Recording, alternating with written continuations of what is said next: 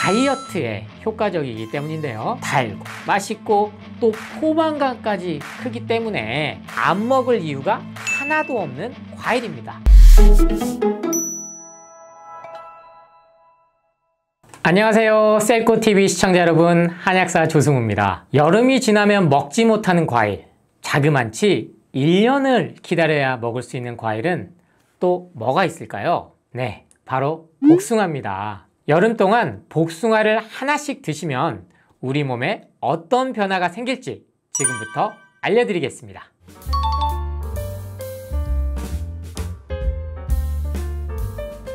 여름에만 맛볼 수 있는 복숭아. 이 복숭아를 여름에 꼭 즐겨야 하는 또 다른 이유가 바로 다이어트에 효과적이기 때문인데요. 제가 항상 강조드리죠. 다이어트는 살을 빼는 게 아니고 건강을 회복하는 거다. 근데 이 복숭아는 달고 맛있고 또 포만감까지 크기 때문에 안 먹을 이유가 하나도 없는 과일입니다. 복숭아는 포도당, 과당, 수분이 풍부하면서 동시에 모든 의학계에서 지적하는 과일을 먹으면 살찐다 라는 그런 고정관념이나 공격을 받지 않는 토마토에 이은 과일인데요. 그 이유는 100g당 36칼로리밖에 되지 않기 때문입니다. 그래서 제가 이 칼로리 개념에서 자꾸 벗어나야 된다고 말하는 거예요. 자기들 입맛에 따라서 어쩔 때는 좋고 어쩔 때는 나쁘고 이렇게 하거든요. 그래서 더 이상 칼로리 개념으로 음식을 바라봐서는 안 된다. 특히나 채소과일식부터 칼로리에서 벗어나셔서 마음껏 드시기 바랍니다. 그리고 동시에도 마음에도 안정감을 되찾을 수 있게 도와주는 과일이 복숭아인데요. 그 이유가 스트레스는 낮추고 피로를 없애주기 때문입니다. 복숭아에 풍부한 아스파라긴산, 글루타민, 구연산 등은 스트레스를 해소하고 비타민 성분은 피로를 없애는 데 도움을 주기 때문이죠. 그 중에서도 복숭아에는 아스파르트산이라는 성분이 풍부한데요. 이 아스파르트산은 만성 피로 증후군에 도움을 주고 간 해독에도 좋다고 알려져 있습니다. 복숭아 한 개의 아스파르트산 함유량은 약 300mg으로 사과, 오렌지, 포도를 능가하는 양이라고 하기 때문에 앞으로는 곰 드시지 마시고 복숭아를 간 피로 회복을 위해서 꼭 드셔보시기 바랍니다.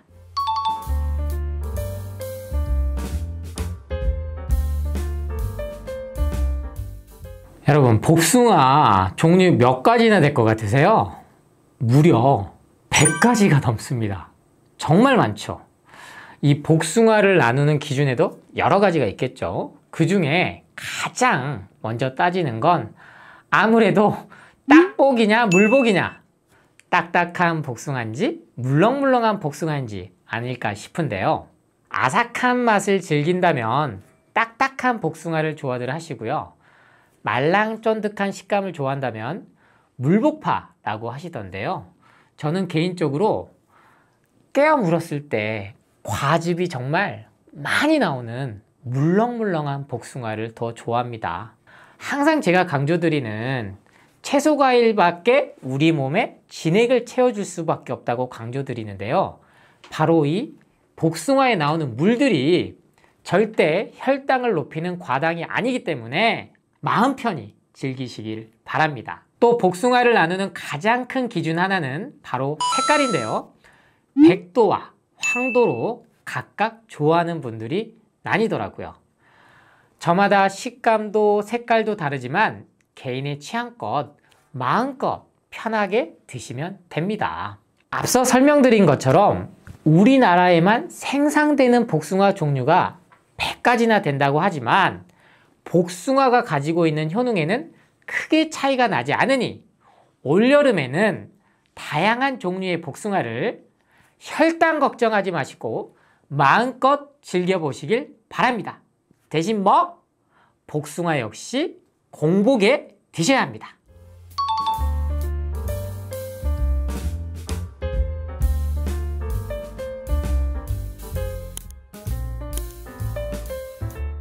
네, 제가 채소 과일을 강조드리면서 과일 중에 대표적인 것을 사과를 추천드린 이유는 실제로 먹기 좋은 거는 복숭아가 더 좋습니다. 개인적으로 제가 봤을 때는요. 근데 여름철에만 나오기도 한 이유가 있지만 가장 큰 거는 복숭아 알러지 때문에 추천을 드리기가 어려운 거예요.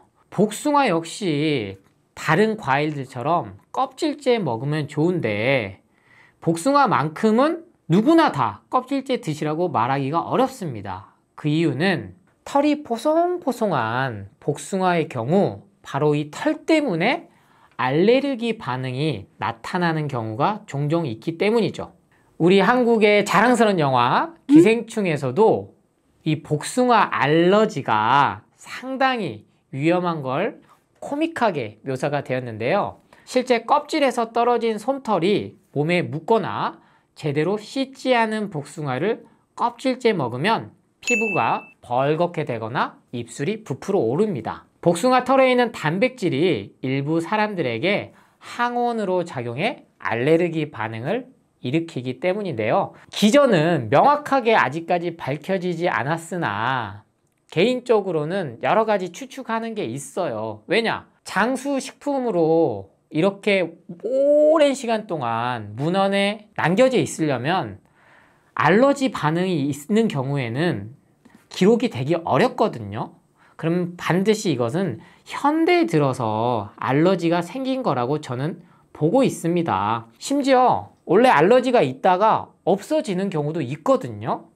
그렇기 때문에 복숭아 나는 알러지가 있어서 절대 못 먹는다 생각해서 포기하지 마시고 어느 순간에 드셨을 때 분명히 좋아지는 경우도 있기 때문에 한 번씩 조금씩 꼭 시도해 보시기를 추천드립니다.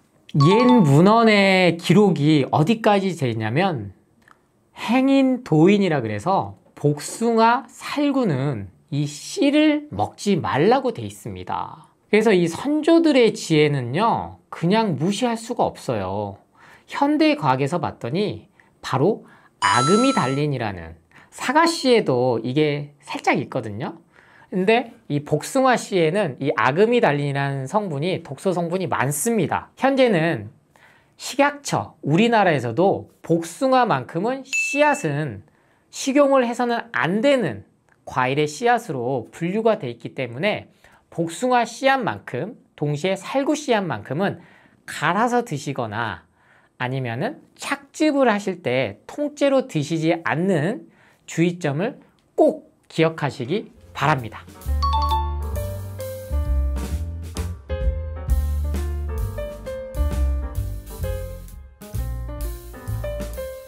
네, 수박 편에서는 제가 수박 제일 잘 고르는 건 수박 전문 담당 직원 말 잘 듣는 게 최고다 라고 말씀드렸는데 복숭아는 그래도 눈으로 육안으로 많이 보여요.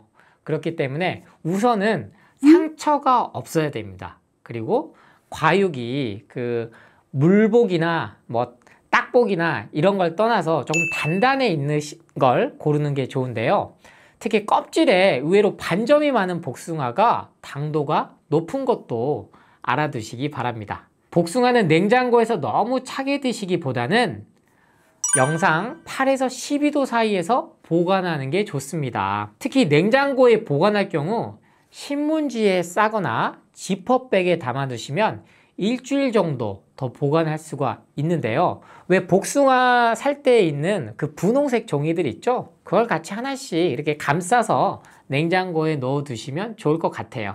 근데 여기서 주의하실 점은 냉장고에서 낮은 온도로 장기간 보관하면 단맛이 떨어지기도 하니까 먹기 1시간 전쯤에 꺼내 두었다가 드시면 너무 찬 기운도 없어지고 단맛도 돌아온다고 하니까 참고하셔서 복숭아 마음껏 편하게 드시기 바랍니다. 오늘은 6말 10초, 즉 6월 말 10월 초까지 즐길 수 있는 신의 과일, 신선의 과일, 복숭아에 대해서 이야기 나눠봤는데요. 여름 한철 즐길 수 있는 과일 복숭아와 남은 한 해 건강을 듬뿍 챙기시길 바랍니다.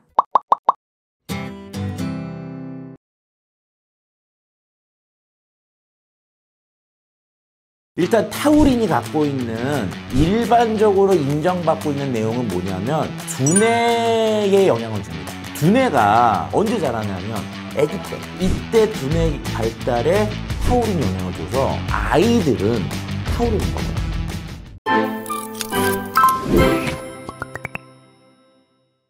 네, 셀코TV 탐나는 일상 식품생명공학 박사 차윤환 박사와 함께 얘기 나누고 있습니다. 지난 시간에 우리 반찬 두부의 영양, 맛있는 두부에 대한 얘기 해주셨는데 오늘은 어떤 반찬 해주실까요? 자, 오늘 반찬도 한국을 대표합니다. 저는 자신 있게 한국 사람들이 이걸 왜 이렇게 즐겨 먹을까? 뭐지? 지금은 거의 뭐 전 세계의 바다를 딱 싹쓸이하고 있어요. 바다? 네, 바다에서 나오는 애인데 김인가? 지금 뭐 저쪽 뭐 칠레, 페루 바다에 있는 애들도 다 들어왔고요. 미역인가? 저 베트남 이쪽에 있어도 다 잡아오고 있고 그래? 거의 뭐 싹쓸이하고 있습니다. 자, 정체는 바로 뭐냐면 이제 요거죠, 요거. 이건 낙지? 그쵸. 흔히 얘기하면 연체류. 예. 그럼 연체류 하면 떠오르는 게 몇 가지가 있잖아요. 낙지, 꼴뚜기, 또 저 쭈꾸미. 왜 그 대왕을 빼셨습니까? 오징어. 아니. 연체류계의 왕. 문어. 그쵸. 문어부터 시작을 하는데. 문어. 그 다음에 서민적인 오징어. 그 다음에 이제 고급적인 낙지. 얘들이 다 잡아먹어서 없어. 그러다 보니까 최근에 이제 떠오르는 애가 주꾸미, 꼴뚜기, 그리고 망신살이 많은 꼴뚜기 이런 것들이 이제 일반적으로 우리가 반찬으로 먹는 것들이잖아요. 근데 아까 요 사진 딱 보여드렸는데 사진 보면서 드시는 생각이 뭐예요? 낙지 맛있겠다. 맛있겠다. 그러면서 그 다음에 맵겠다. 딱 보면은 대부분 소주 한 잔 소주 한 잔 생각나지 않으세요 이게? 저는 말씀드리고 싶은 게 뭐냐면. 낙지가 좋아서 술이 생각나는 건지 술이 생각나서 낙지를 먹은 건지 이 말씀을 좀 드리고 싶어요. 왜 이 말씀 드리냐면 한국 사람들이 옛날 기록을 봐도 참 술을 잘 먹었어. 그러니까 옛날부터 주모님들이 막 계시잖아요. 그리고 뭐 막걸리집 가서 술 먹고 그러면 술을 또 한국 사람들이 어떻게 먹었을까요? 미친 듯이 먹어요. 한번 뽕을 뽑죠. 그렇죠. 그러면은 혹사당하는 기관이 하나 있죠. 간이죠. 그래서 이상하게 근데 한국 사람들이 간이 강하냐? 저는 되게 약한 민족이라고 봐요. 왜냐면 우리나라 간염 발병률, 뭐 간암 발병률. 그래서 한국 사람들이 음식 쪽에서 간에 좋은 음식들을 좀 역사적으로 좀 찾아놓은 것들이 저는 연체류라고 봅니다. 타우린 함량이 높아. 우리 지난번에 얘기했어요, 타우린. 그쵸. 그러니까 이제 타우린 그러면은 약간 이것만 자꾸 생각을 하셔서 그래, 바카스에 타우린 들어있어. 브랜드 때문에 타우린 자체는 굉장히 좋습니다. 그래서 뭐냐면 이게 해독계, 몸 간 해독에 굉장히 도움이 되는 그런 아미노산 중에 하나라고 생각이 되고요. 그 다음에 간을 회복하기 위해서 먹어줘야 되는 또 영양소가 하나 있거든요. 그게 뭐냐? 단백질. 근데 우리가 이제 문어나 오징어 다 보면 뭐로 돼 있어요? 단백질로 돼 있잖아요. 그러니까 우리가 타우린도 공급받고 단백질도 공급받기 때문에 흔히 얘기하면 우리나라의 특이한 문화, 술안주. 술안주로 정말 좋은 것 중에 하나가 바로 이 문어 오징어들이죠.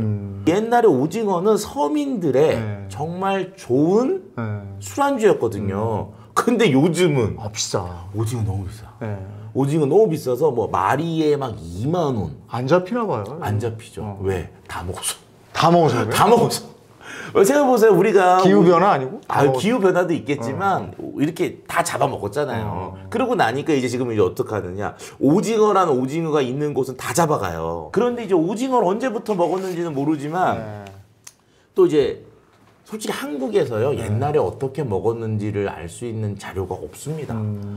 다 비밀이었던 것 같아. 그래서 그나마 이제 조선왕조실록을 좀 찾아보면은 재밌는 내용들이 있는데 세종실록에 또 세종실록이 의외로 길거든요. 거기 보면은 이런 게 있어요. 중국으로 보내는 물건 중에 문어 200마리, 오징어 200근 이런 얘기들이 있거든요. 근데 꼴뚜기 낙지는 없어. 그러니까 이때 조선 초기부터 문어와 오징어는 우리가 먹었다. 그리고 중국에 보낼 정도로 이것들은 매우 귀했다. 뭐 이런 걸 예측할 수가 있죠. 지금 이런 걸 소개해 주신 이유가 타우린 성분에 주목해서 그러신 거죠? 지난번에는 식물성 단백질에 주목해서 두부를 얘기해 주셨고 이번엔 타우린 성분이란 말이에요. 예. 근데 지난번에 얘기 들어보니까 타우린을 3g에서 6g 정도 매일 섭취하면 노화를 예방하는데 도움을 줄 수 있다. 이렇게 얘기를 하셨기 때문에 그럼 우리는 식탁 위에 이게 다 있었던 거네요. 있었죠. 그게 이제 그래서 그걸 이제 영양학에서 얘기할 때 경험적 영양학이라고 하는 게 있어요. 그러니까 사람들이 오래전부터 어떤 경우에 그걸 먹었을 때 좋더라라는 경험을 토대로 해서 먹은 식재료들을 이게 경험적 영양학이라고 하는데 일단 타우린이 갖고 있는 일반적으로 인정받고 있는 내용은 뭐냐면 두뇌에 영향을 줍니다. 그런데 두뇌가 계속 자라지 않잖아요. 언제 자라냐면 아기 때. 그리고 두뇌가 가장 먼저 완성이 되고 끝나죠. 신경계가. 근데 이때 두뇌 발달에 타우린이 영향을 줘서 아이들은 타우린을 먹어야 돼요. 그래가지고 아기들이 먹는 분유들을 잘 보시면 타우린이 꼭 첨가되어 있습니다. 아, 그래요? 네. 그래서 그때 타우린을 잘 먹어주지 못하면 두뇌가 늙거든요. 그래서 한국 사람들이 머리가 좋은 이유를 얘기할 때 왜 한국 사람들이 저렇게 머리가 좋지? 뭐 잘 모르겠으나 IQ 검사 결과를 보면은 유태인 다음으로, 그러니까 이스라엘 다음으로 높다 그러거든요. 굉장히 높은 거예요. 한 명도 아니고 국민 전체가 높다 그러면 이유가 뭐냐 그러는데 그 원인으로 찾는 것 중에 하나가 바로 오징어로 생각하는 거죠. 연체료에 있는 타우린을 어렸을 때부터 충분히 공급받았기 때문에 실질적으로 두뇌 개발이 충분히 잘 일어났고 그래서 머리가 좋다. 이런 얘기가 있어요. 어부라는 직업의 특성이 뭐냐? 술을 많이 먹어. 많이 먹어요. 그래서 신기하게 암 발병률을 보잖아요. 바닷가에 간암 발병이 높아요. 맞아요. 그 이유는 뭐냐? 이분들이 다 그래도 노동 자체가 힘들거든요. 안주 좋네 그러면 계속 드시잖아. 근데 그분들이 문어를 잡으면 문어를 데칩니다. 그럼 문어를 데쳐갖고요. 문어 이게 뭐 머리부터 다리까지는 그냥 줘요. 그분은 국물을 마셔. 거기다 라면 끓여 먹어. 국물을 마시고 국물에다. 라면을 끓여 먹어. 왜? 타우린은 수용성에 대해서 많이 녹아나. 그 국물이 진짜네. 국물이 진짜지. 근데 우리가 오징어 데치잖아요. 오징어 데치면 오징어 데친 국물은 버리죠. 왜? 비린내 난다고. 그리고 오징어만 먹잖아요. 어떻게 보면은 좋은 거를 참 많이 버리고 그냥 쫄깃한 단백질만 먹는 게 아닌가. 그래서 실질적으로는 타우린을 섭취한다는 면에서는 실제로 그 껍질 부분. 그러니까 우리가 오징어 같은 거 말린 오징어 할 때 이게 딱 말리잖아요. 분가루 나오는. 그리고 분가루 나죠. 그 부분이에요. 그래서 우리가 껍질을 까고 먹는 게 아니라 그냥 껍질째 먹어야 되는 거죠. 그럼 하루에 몇 마리나 먹어야 되나? 그거는 하루에 몇 마리를 계속 먹는 거는 솔직히 말씀드리면 이제 용도에 따라 다르거든요. 아까도 이제 노화 방지라고 하는 얘기가 있으면 자, 거기서 제가 이제 과학자로서 조금 설명을 드리면 노화가 된다는 거는 자, 2살짜리 애가 있어요. 너 노화 방지 될까요, 애가? 얘는 성장 촉진. 성장 촉진이지. 노화 방지라는 것을 얘기할 때는 대부분 다 성년이 되고 중년 이후잖아요. 그럼 이때는 몸도 다 자랐고 소화기관도 떨어지기 때문에 섭취량이 올라가기 시작합니다. 그러니까 우리가 젊었을 때보다 나이 먹을수록 덜 먹어야 된다 생각을 하시는데 아니에요. 특수 영양소들은 더 드셔야 돼요. 흡수율이 떨어지니까. 그 중에 하나가 타우린이다. 그래서 타우린이 노화 방지용으로는 더 많이 먹어야 되는 결과들이 나오는 게 실제로는 우리가 시중에 바카스 같은 경우는 한 2g, 1g 이러거든요. 그럼 그걸 막 3병, 4병씩 먹어야 되느냐. 이게 노화 방지라는 컨셉을 놓고 봤을 때는 그 나이의 특성들이 있기 때문에 그렇게 이제 변화들이 있는 거죠. 그럼 지금 얘기한 이런 연체동물 외에 타우린이 들어있는 다른 식품은 없어요? 유제품. 유제품에도 타우린이 있어요? 그러니까 이제 애기들, 우유 이런 것들도 타우린이 들어있어요. 그래요? 그러니까 보면은 비슷한 게 아까도 말씀드린 것처럼 타우린이 영양적으로 꼭 필요한 게 언제냐 그러면 두뇌가 발달되고 신경이 발달되는 그때거든요. 그때는 꼭 필요하거든요. 그러면 이때 그 생물들이 먹는 게 뭐예요? 포유를 해서 엄마젓 또는 동물들은 동물젓 또 하나는 조개류에도 있어요. 조개류에도 있어요? 그러니까 우리가 술 먹으면 안주도 시킬 때 조개탕 맞아. 아니면 오징어 이게 이런 것들이 뭐냐면 왜 잘 보시면 이게 간에 좋은 것들을 이미 이분들이 경험적으로 알고 있었다. 이 타우린이 간에 좋은 거니까 간이 좋아져야 젊음을 유지할 수 있는 모양이구나. 네. 그래서 이제 술을 많이 먹는 어부들이 주로 잡을 수 있는 조개류하고 연체류 그리고 그런 것들이 과학적 근거를 봤을 때 타우린이라는 성분이 있고 물론 다른 것들이 있을 수도 있습니다. 이제 이런 것들 놓고 봤을 때 이제 우리가 흔히들 간, 해독 이런 거와 연관되는 식재료 중에 하나가 이 연체류가 아닌가 이런 생각을 좀 해보죠.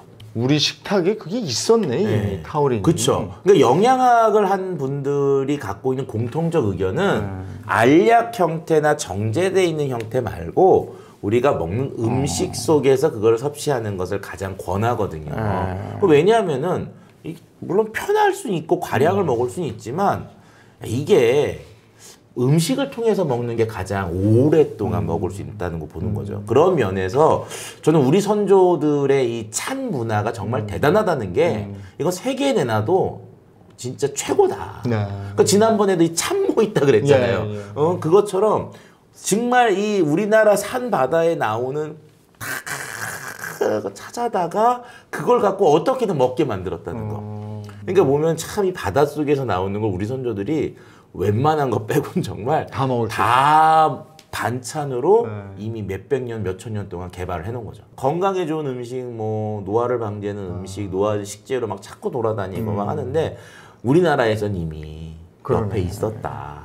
그 중에 오늘은 타우린에 주목해서 타우린이 풍부한 식재료 그리고 우리 반찬 알아봤어요. 그러니까 문어, 오징어, 뭐 낙지, 꼴뚜기, 쭈꾸미 이런 데에 이미 다 있었다. 그리고 아이들, 성장기 아이들한테 이 타우린 성분은 꼭 필요하다. 조금 더 신경 써서 먹여야 된다. 그리고 노화를 방지하기는 확실히 방지하는 거예요. 그건 이제 열심히 연구 중이죠. 그리고 알겠습니다. 한 가지 확실한 건 역시 술하고는 좀 연관성이 연관이 있다. 있어 보인다. 자, 타우린에 주목해 봤습니다.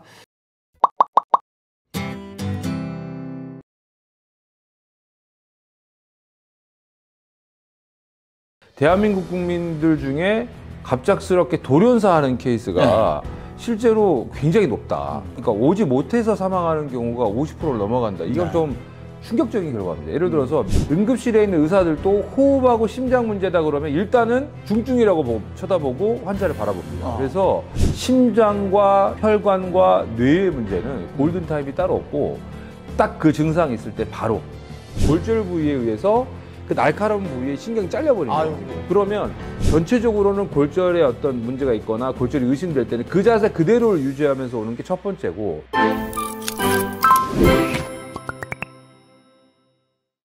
따뜻한 봄날 환절기잖아요. 또 건강하게 지내는 방법 얘기를 나눠보도록 하겠습니다. 교수님 어서 오세요. 네, 아이고 안녕하세요. 네. 네, 아, 여전히 바쁘시죠? 아이고, 네, 뭐 바쁘게 지내고 있습니다. 이렇게 봄철이 되면은 응급 환자들이 더 늘어요? 어떻게 돼요? 원래는 그 응급실이 대체적으로 한 2월에서 3월 초까지가 굉장히 환자가 많고, 3월이 되면서는 조금 좀 이게 줄어든다고 발을 표현하는 것보다는 2월, 1월, 2월, 3월 초까지가 너무 많다 보니까 조금은 좀 줄어드는 것처럼 보이는 그런 시기가 됩니다. 환절기, 겨울에서 봄으로 오는 그 시기에 많다가 봄이 되면서 조금 줄어드는. 그다음에 이제 뭐 3월이 되면 이제 다들 이제 뭐 직장도 또 학교도 새로 시작이 되다 보니까 아마 굉장히 바쁜 시기가 되고 이게 그런 것 때문에 또 이제 정규적인 일상이 시작이 되면서 실제로 어떤 다른 이벤트들이 줄어들고 그러다 보니까 응급실로 찾아오는 환자들보다는 오히려 그냥 이제 노령 환자분들, 만성질환자분들 이런 분들이 좀 많으신 것 같아요. 그리고 사람이 적당히 긴장하면 덜 아파요. 그러니까요. 네, 맞습니다. 자, 그래서 오늘 저희가 환절기에 유의해야 할 질환들을 한번 얘기를 나눠보도록 하는데요. 첫 번째가 이 계절에 조심해야 되는 게 심혈관 질환이라고요. 네. 일단은 심혈관계 질환이라는 게 이제 뭐 다들 이제 아시겠지만 이 심장 질환 그리고 이제 혈관 질환. 아마 이제 심장 자체가 이제 혈관의 원천이기 때문에 뭐 이걸 이제 묶어서 같이 이제 설명을 하는 건데, 그러니까 심장 내에서 문제가 생기는 경우도 있고, 심장에서는 문제가 없는데 이제 심장에서 나가는 피를 일단 공급받아가지고 전달해주는 도로의 역할이죠. 이 혈관에 문제가 돼서 질환을 일으키는 경우가 굉장히 많기 때문에 이걸 묶어서 심혈관 질환이라고 이야기를 합니다. 네. 환절기에 심혈관 질환이 잘 일어나는 이유가 뭡니까? 아마도 이제 계절 변화가 있지 않을까라는 생각이 들거든요. 그러니까 이제 우리나라는 이제 사계절이 있다 보니까 특별히 이제 그 날씨 변화가 굉장히 심해지는 어떤 시기들이 있는데 이제 그런 시기들이 이제 아마 추웠다가 갑자기 이제 따뜻해진다거나 아니면은 따뜻했다가 갑자기 추워지는 이런 시기 때 우리 몸이 뭔가 이렇게 젊은 친구들은 큰 변화 없이 이제 뭐 겨울에도 뭐 반팔 옷 입고 돌아다니고 이렇게 하는데 이제 그 건강미를 이제 나이가 드신 분들도 똑같이 유지하려고 하신 분들이 있다 보니까 그게 문제가 되고 이제 30, 40대에서 50대 사이가 중년층의 본인의 몸 상태를 전혀 인지를 못하는 경우가 있죠. 뭐 저희가 뭐 이제 노안이 됐다, 눈이 잘 안 보인다거나 아니면 흰머리가 생겼다거나 뭐 이런 여러 가지 어떤 신체적 변화가 없는 한 실제로 내 몸은 청년과 같이 건강하다고 생각하시는 분들이 있는데 이제 이런 경우에 이 심장의 어떤 움직임이나 이런 것들이 체온이나 온도 변화에 전혀 이렇게 반응을 못하는 경우, 요럴 때 이제 심장 질환 또는 심혈관 질환이 발생할 수가 있습니다. 뭐 자기가 좋아하는 운동할 때 보면 과부하가 걸리는 경우가 있어요. 나는 옛날 같은 줄 알고 덤비는데 그게 안 될 때가 있습니다. 네, 맞습니다. 이 심혈관 질환은 갑작스럽게 나타난다고 그러는데 어떤 그 증상이 어떤 게 있고 전조 증상 같은 건 없는지 그것도 궁금해요. 이게 이제 저희가 항상 그 응급실에서 좀 걱정이 되는 부분인 게 이게 국민건강총조사 조사에도 나와 있는데 대한민국 국민들 중에 갑작스럽게 돌연사하는 케이스가 실제로 굉장히 높다. 근데 이런 분들 중에는 실제로 응급실에 그러니까 오지 못해서 사망하는 경우가 50%를 넘어간다. 이건 좀 충격적인 결과입니다. 예를 들어서 미국 같은 경우에 병원을 접근하기가 한번 가기가 뭐 2-3시간 이상 걸리는 곳에 어떤 사는 사람하고 대한민국처럼 병원이 실제로는 뭐 그 굉장히 그 근처에 많이 있고 이 검사법들을 시행할 수 있는 곳이 많음에도 불구하고 병원을 찾지 않아 가지고 문제되는 경우도 있거든요. 근데 첫 번째로 우리가 생각해야 될 것이 흉통, 흉부 불편감인데 우리가 이거를 항상 체했다라는 이름으로 조금 이거를 좀 순환을 시키려고 하는 경향이 있어요. 근데 절대로 이 심장 문제, 호흡의 문제, 이거는 응급실에 있는 의사들도 호흡하고 심장 문제다 그러면 일단은 중증이라고 쳐다보고 환자를 바라봅니다. 그래서 뻐근한 통증이 있어요. 그리고 뭐가 꾹 누르는 듯한 통증. 그리고 약간 뒤로 이렇게 뻗치는 게 있어요. 약간 이게 왼쪽 무슨 어깨나 이런 쪽으로. 그래서 이거를 간혹 50견이라고 생각해서 정형외과 병원을 계속 다니셨는데 이분은 결국은 심근경색으로 진단되신 분들이 계세요. 그래서 이런 통증을 호소하시는 분들은 밥을 잘못 먹어서 그런가? 이런 식으로 해서 이렇게 순환시키지 마시고 와서 빨리 심전도를 빨리 찍어보시거나 혈액검사 간단히 하면 15분이면 나오거든요. 그래서 이런 검사를 반드시 받으시기를 권고를 드리겠습니다. 그럼 그렇게 눌리는 가슴 통증이 나타났을 때 골든타임은 어떻게 돼요? 심장과 혈관과 뇌의 문제는 골든타임이 따로 없고 딱 그 증상이 있을 때 바로 병원으로 가셔야 된다. 이제 심근경색 같은 경우는 이 통증은 어떤 그 여성분이 그 이야기를 하시더라고요. 제가 애를 낳을 때보다도 2배는 아팠습니다라고 하신 분들이 계세요. 그 통증은 정말 누가 봐도 이건 심각한 통증이기 때문에 병원을 자주 이제 오실 수밖에 없는 상황인 거고, 그렇지 않고 이런 불편감을 호소하시는 분들도 제발 반드시 병원을 방문하셔서 검사를 좀 받아보시기를 일단 권고를 드립니다. 그런 게 운동법이나 식이요법 이렇게 예방법은 뭐가 별다른 게 없습니까? 골고루 음식을 드시는 게 중요할 것 같고, 뭐 이제 학계에 나와 있는 내용은 이제 그 등 푸른 생선 이런 것들이 도움이 된다라고 되어 있지만, 사실 중요한 거는 일단은 내가 이런 증상이 있다고 하면 병원에 가는 거고, 그렇지 않다 그러면 이 운동을 적절하게 해서 혈관 자체가 어느 정도 로딩을 감당할 수 있게끔 정기적으로 심장이나 어떤 혈관에 약간의 어떤 그 부하를 좀 주는 게 일단 이 심장과 혈관의 그 건강을 위해서 도움이 되겠다. 그런데 너무 열심히 하시는 분들이 계세요. 그래서 과도한 운동을 하시는 거는 오히려 굉장한 무리가 가기 때문에 꾸준히 걷기를 하신다고. 요즘에 뭐 만보 걷기 이런 것들은 굉장히 바람직한 것 같아요. 그래서 이런 꾸준한 운동들을 좀 해주시면 아마 이 심혈관계의 어떤 그 건강에 있어서는 그거보다 더 좋은 건 없지 않을까. 자, 두 번째로 넘어갈게요. 그 봄철에 이제 야외 나들이도 많이 가시고, 저도 등산 좋아해서 매주 갑니다만, 산에 가다 보면 이렇게 곳곳에 좀 이렇게 넘어져 있는 분들이 있어요. 근데 그러면 이제 골절이 생기고 막 이러는데, 봄철 골절, 남자의 경우에는 10대에서 20대, 여성은 80대 이상이 잦다고 그래요. 이거 여성이 80대 이상이 잦은 거는 골다공증하고도 관계가 있는 것 같고. 다른 게 아니라 이게 우리가 70대 넘어가면서부터 이 대퇴골이 골절이 되는 경우가 상당히 많은데, 이 대퇴골이 골절이 되는 순간부터는 삶의 질 자체가 떨어질 뿐만 아니라 이 치유가 안 될 경우에는 실제로 보행이 힘들어지면서 화장실을 못 가는 문제가 생기게 되고 그다음에 내가 스스로 어떤 움직이는 것들이 굉장히 제한을 받기 때문에 사실 그걸로 인해서 사망하시는 분들도 많거든요. 그래서 이 골절이 단순히 우리가 이게 하나의 골절로 해서 다음에 수술하면 되겠지라고 생각하지만 그거는 안 되게끔 노력하시는 것이 사실은 더 우선적인 문제다. 이렇게 생각하시면 좋을 것 같습니다. 그래서 어르신들 낙상 사고는 정말 위험하거든요. 저도 경험이 있기 때문에. 근데 어린아이들은 뼈가 금방 붙잖아요.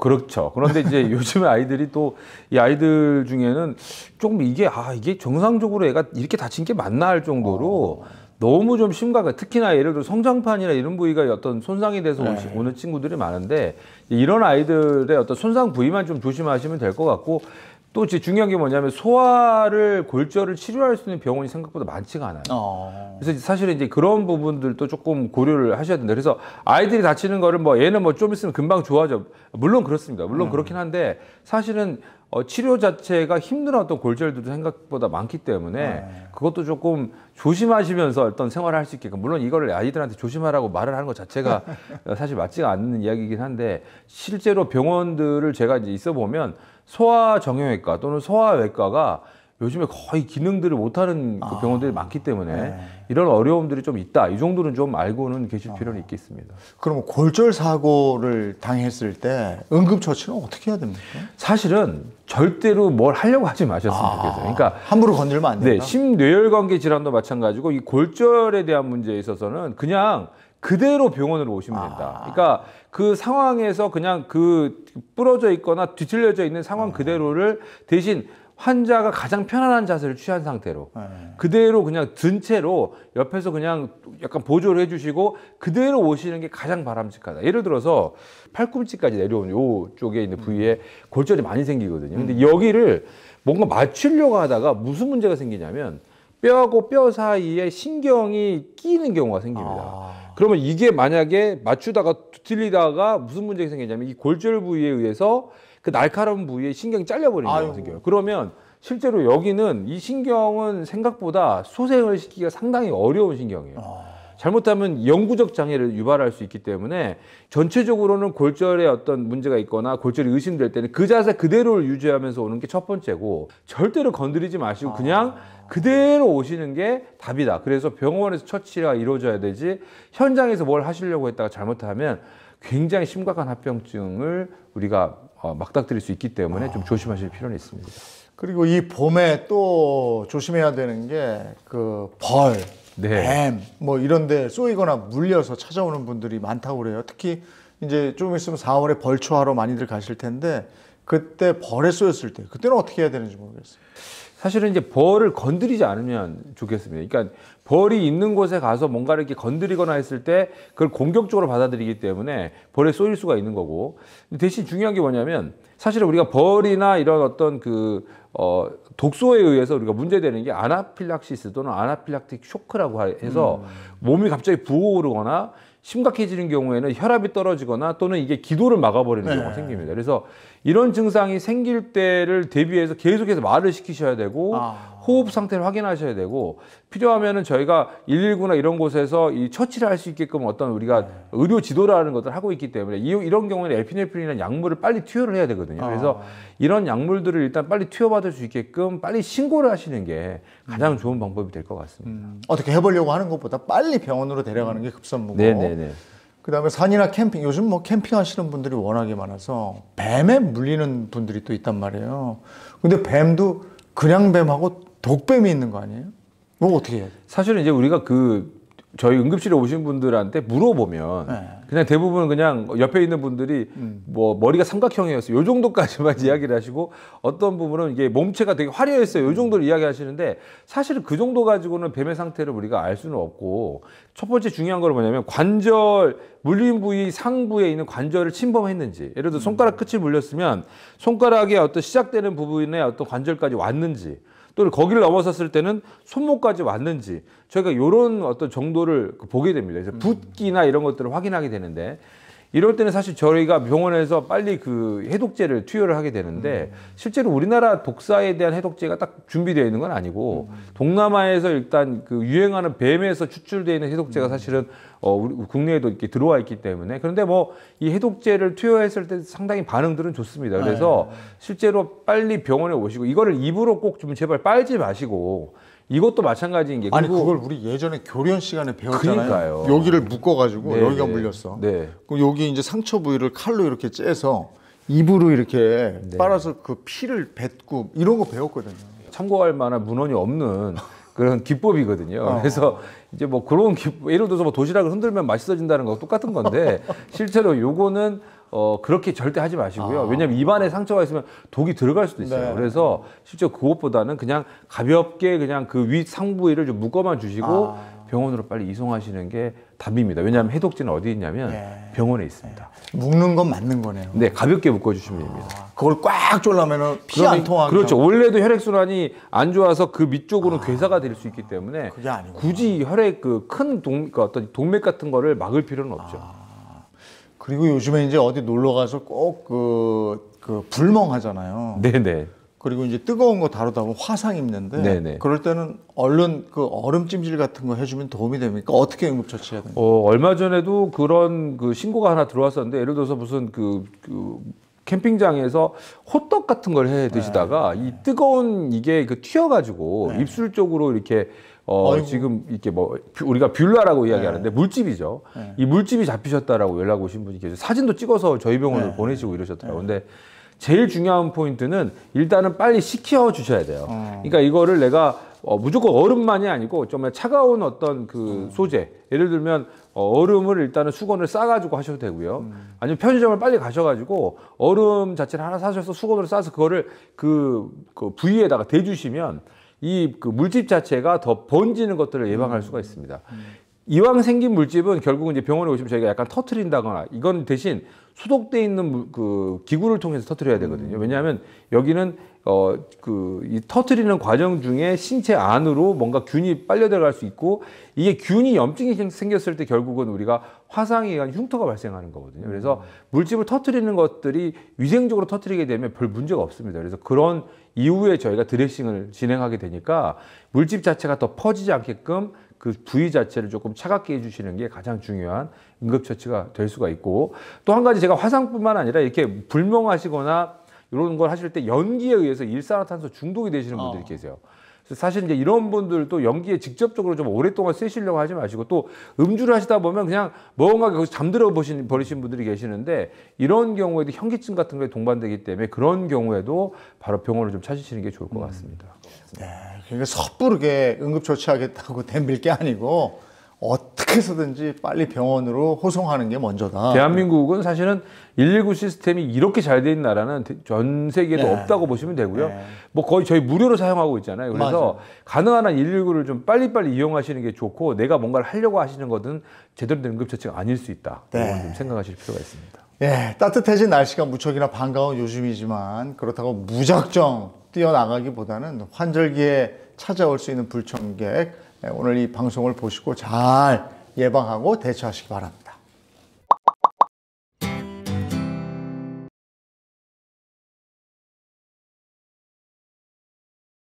감기서부터. 근데 감기가 와서 일주일 이내에 사라지면 병이라 볼 수 없어요. 열흘을 넘기게 되면 이때부터는 질병이라 분류할. 간은 그냥 쫄병이에요. 폐 쫄병. 폐가 좋아지면 심장은 동시에 좋아지고 음식으로는 얼핏 떠오르는 것은 연근이라든지 생강대추, 배, 율무. 그러니까 연근은 진흙탕밭, 이 썩은 물에서 자라서 그런지 오염물질을 견뎌내는 그런 속성이 있어요. 오늘 모신 분은요, 아마 이분이 운영하고 있는 한의원 이름만 들어도 나 아는데 하실 겁니다. 편강한의원의 서효석 원장님 모시겠습니다. 어서 오십시오. 안녕하세요. 네, 반갑습니다. 원장님은 그러면 지금 몇 년째 한의사 생활을 하고 계신 겁니까? 제가 면허를 받은 게 72년도입니다. 50년이 50년이 넘었죠. 넘었네. 네, 넘었습니다. 예. 그러면 50여 년의 진료를 토대로 봤을 때 우리 몸의 장기, 이 오장육부 중에서 가장 중요한 곳 어디를 고르시겠습니까? 당연코 폐죠. 아. 우리가 음식은 2달을 굶어도 살아날 수 있지만 네. 숨은 단 3분을 참지 못해요. 네. 숨을 주관하는 것이 폐니까 네. 폐가 곧 생명이라고 말씀드릴 수 있고 또 다른 표현은 살아있다는 것은 숨 쉬고 있다는 것이다. 바로 그 숨을 좋은 숨, 착한 숨을 쉬어야 내 건강을 유지한다는 새로운 생각입니다. 네. 좋은 숨, 착한 숨에 대한 깨끗한 얘기를 숨. 해주셨는데 오늘 예. 원장님하고 말씀 나누면서 그 얘기는 충분히 좀 하도록 하고요. 먼저 폐가 안 좋으면 생기는 질환이 어떤 게 있는지 알고 싶은데 가장 심각한 건 뭐 폐암이 있을 테고요. 폐는 호흡기의 중심이기 때문에 네. 당연히 호흡기 질환이죠. 호흡기는 코에서부터 시작합니다. 코, 목, 기관지, 세기관지, 기관, 네. 기관지, 폐. 자, 이 모든 곳에 병이 오면 호흡기 질환이죠. 가장 우리 인류가 많이 앓고 있는 건 감기입니다. 근데 감기가 와서 일주일 이내에 사라지면 그건 병이라 볼 수 없어요. 생리적 현상으로 볼 수 있는데 열흘을 넘기게 되면 이제 그때부터는 질병이라 분류하죠. 몸에 이런 신호가 나타나면 폐가 안 좋다는 그런 신호다. 예. 그런 증상은 뭐가 있습니까? 뭐 제일 쉽게는 기침가래죠. 예. 뭐 이제 감기 증상 마찬가지고 코막힘이라든지. 그런 신호가 나타나면 그때부터는 예. 폐에서 보내는 신호니까 예, 조심 좀 해야 된다. 심각한 뭐 신호라면 뭐 예. 이제 가래에 피가 섞여 나온다든지 예.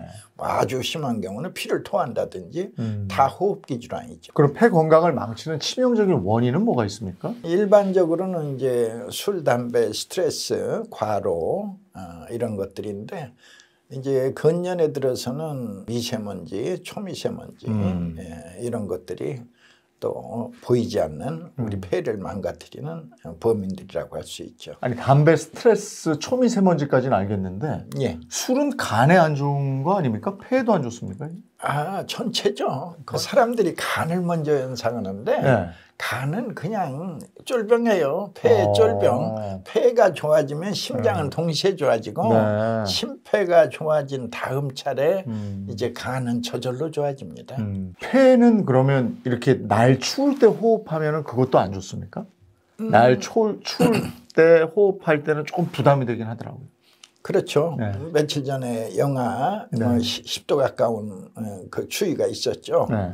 그런 추위에 갑자기 내 호흡기가 노출되면 동상의 염려가 있죠. 네. 말하자면 찬 공기에. 네.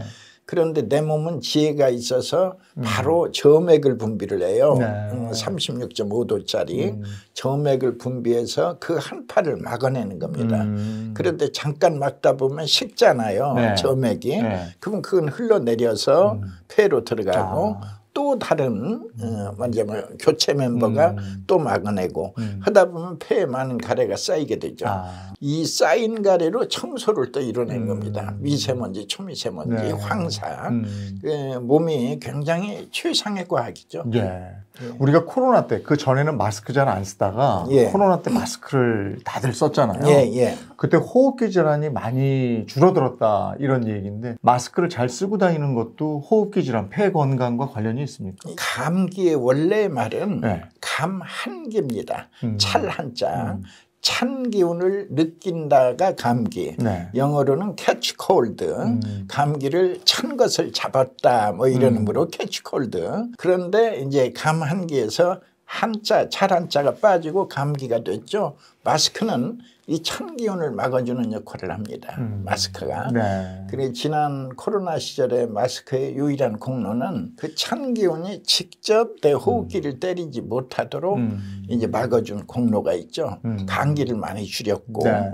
이 감기가 만병의 근원이라는 말이 있듯이 많은 감기를 막았기 때문에 이제 많은 병을 막았다고 얘기해야죠. 예전에는 왜 그 탄광에서 일하시던 분들이나 호흡기 질환 있는 분들이 보면 요 목부터 폐까지 깨끗하게 해야 된다고 삼겹살 같은 거 드시고 그랬어요. 기름기 좀 이렇게 칠해줘야 된다고. 그런 거는 효과가 있는 겁니까? 그게 이제 민간요법으로 전통적으로 전해왔던 건데 그 광부들뿐만이 아니라 신문사의 윤전공들 활자 만지는 납을 녹여서 썼잖아요. 그러니까 이제 폐를 의식하게 되고 그분들의 폐를 청소해야겠다는 생각으로 삼겹살을 많이들 드셨죠. 그럼 그 외에 폐에 도움이 되는 음식은 뭐가 있습니까? 음식으로는 뭐 저는 얼핏 떠오르는 것은 뭐 연근이라든지 생강대추 또는 배, 뭐 또는 율무 이런 것들이 이제 폐에 도움이 되죠. 그러면 연근, 생강. 연근은 이제 반찬으로 졸여서 먹기도 하고, 생강이나 대추는 차, 배는 그냥 우리가 저 과일로 잘라서 섭취하기도 하고, 율무도 차로 마시는데. 그러니까 연근은 말하자면 진흙탕밭 이 썩은 물에서 자라서 그런지 이 오염물질을 이겨내는 그런 속성이 있어요. 어떤 방법으로 먹든지 하여간 먹으면 좋다 이런 말씀이신 섭취하면 거죠? 좋죠. 뭐 생으로 먹어도 좋고 조리해서 먹어도 좋고. 요즘같이 날 춥고 이럴 때는 따끈한 생강차나 편안하게 하는 대추차 또 율무차 이런 건 괜찮겠죠? 생강 대추는 우리 민족이 한약을 1000년 동안 먹어왔잖아요. 그 1000년 동안 먹어온 한약재의 처방이 수없이 많죠.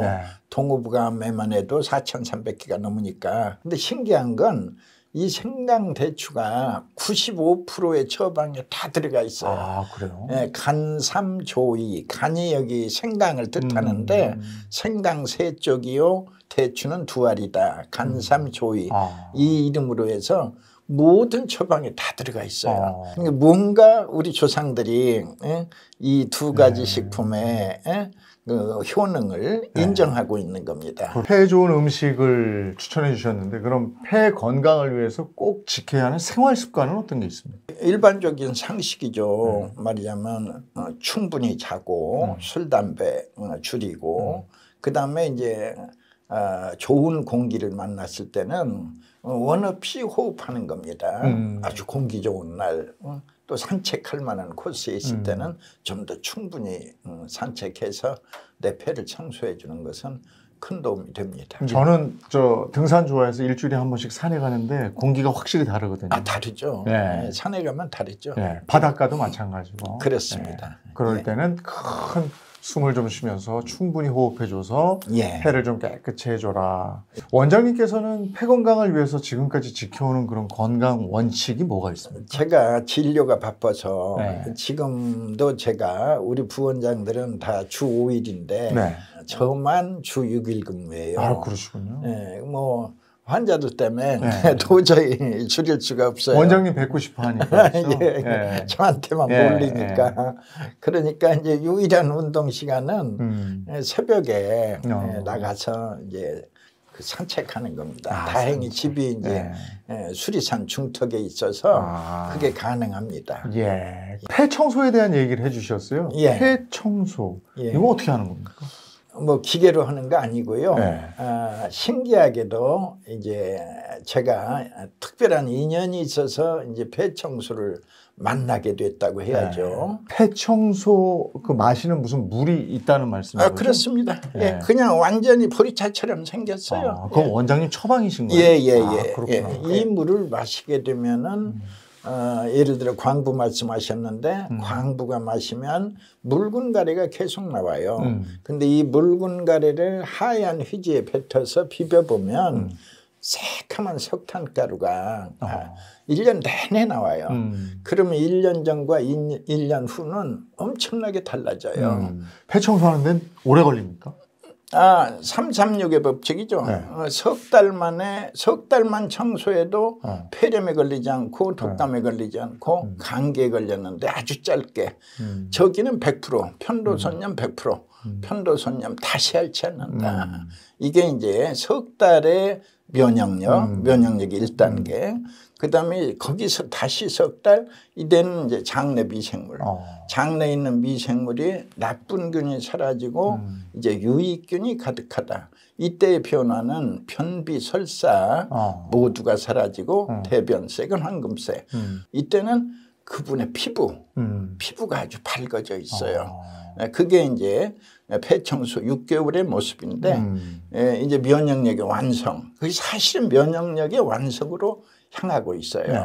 석 달, 그다음 석 달, 그다음에 6개월, 드디어 1년, 평생 동안 폐 속에 쌓인 쓰레기가 말끔히 사라졌다. 이거를 이제 저는 면역력의 완성이라고 생각합니다. 아, 그게 336? 예, 예. 그때는 술, 담배 안 하고 규칙적인 생활하고 이걸 같이 해야 되는 거죠? 그게 원칙인데 네. 술 한두 잔 괜찮아요. 네. 그리고 담배는 여기서 또 희한한 관찰입니다. 네. 담배는 1년만 되면 담배 맛이 완전히 사라져요.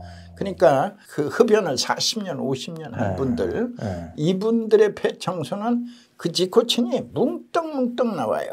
그래서 1년 동안 청소하면 담배 맛이 사라져서 네. 처음으로 돌아갑니다. 네. 스트레스 안 줘요. 그 환자한테 담배 피세요, 피세요. 술은 안 됩니다. 술은 꼭 사교상 어쩔 수 없을 때는 한 잔이나 두 잔은 좋습니다. 그 이상 취하지는 마세요. 예, 예. 그 정도. 어느 정도 누드리가 있습니다. 예, 서유석 원장님과 함께 무병장수로 가는 첫걸음 폐 건강 관리에 관해서 얘기를 나누고 있습니다.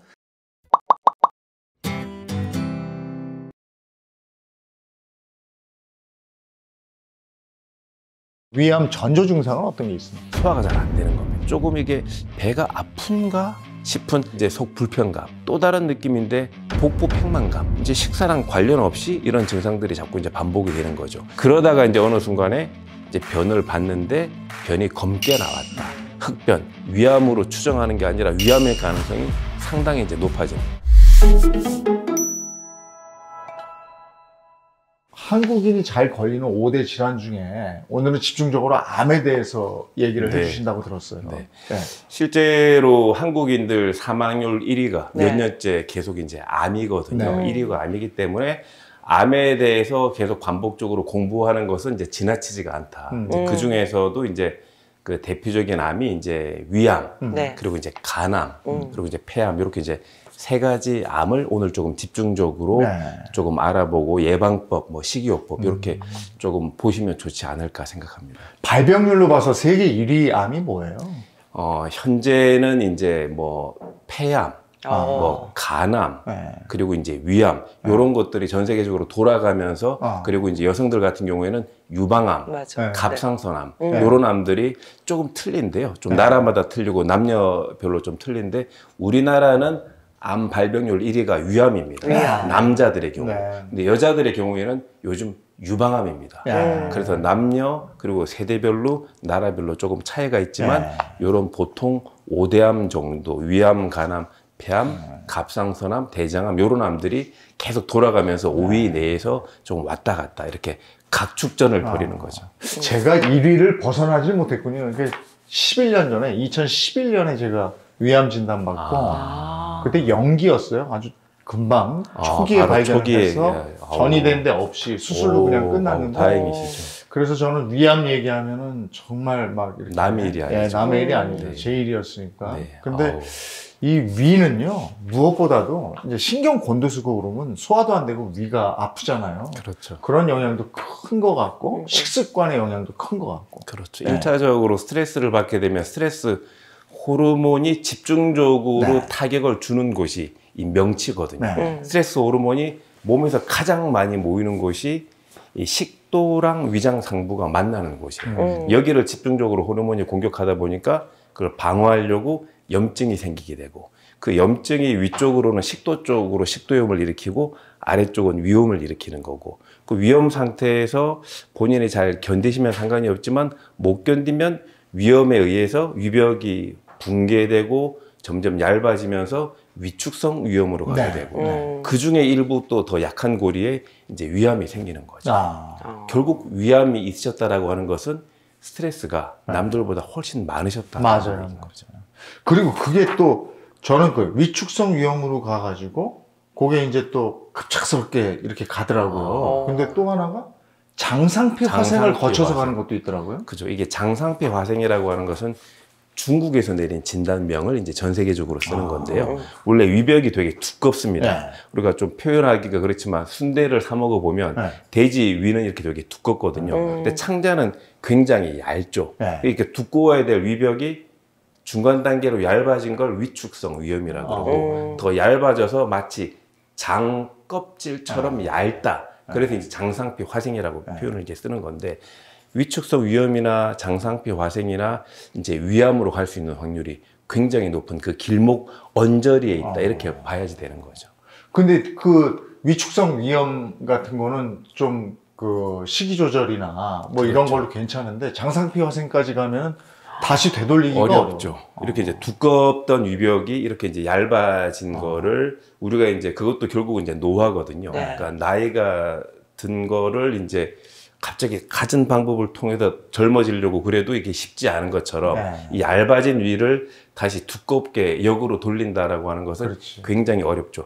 그렇지만 현상 유지를 하면서 그래도 그 얇아진 위로 어떤 그 기본적인 어떤 그 소화 상태를 할 수 있는 또 방법들이 많이 있으니까 제가 좀 알려드리도록 하겠습니다. 네, 위암에 안 좋은 식습관들이 있잖아요. 네. 어떤 것들이 있을까요? 이제 가장 중요한 건 이제 우리가 보통 이제 삼식이 이런 표현을 많이 쓰기도 하는데 아침, 점심, 저녁. 네. 이 위암에는 이제 오식이라는 이제 표현을 쓰게 됩니다. 오식이가 뭐냐면 첫째 급식. 굉장히 급하게 먹는 겁니다.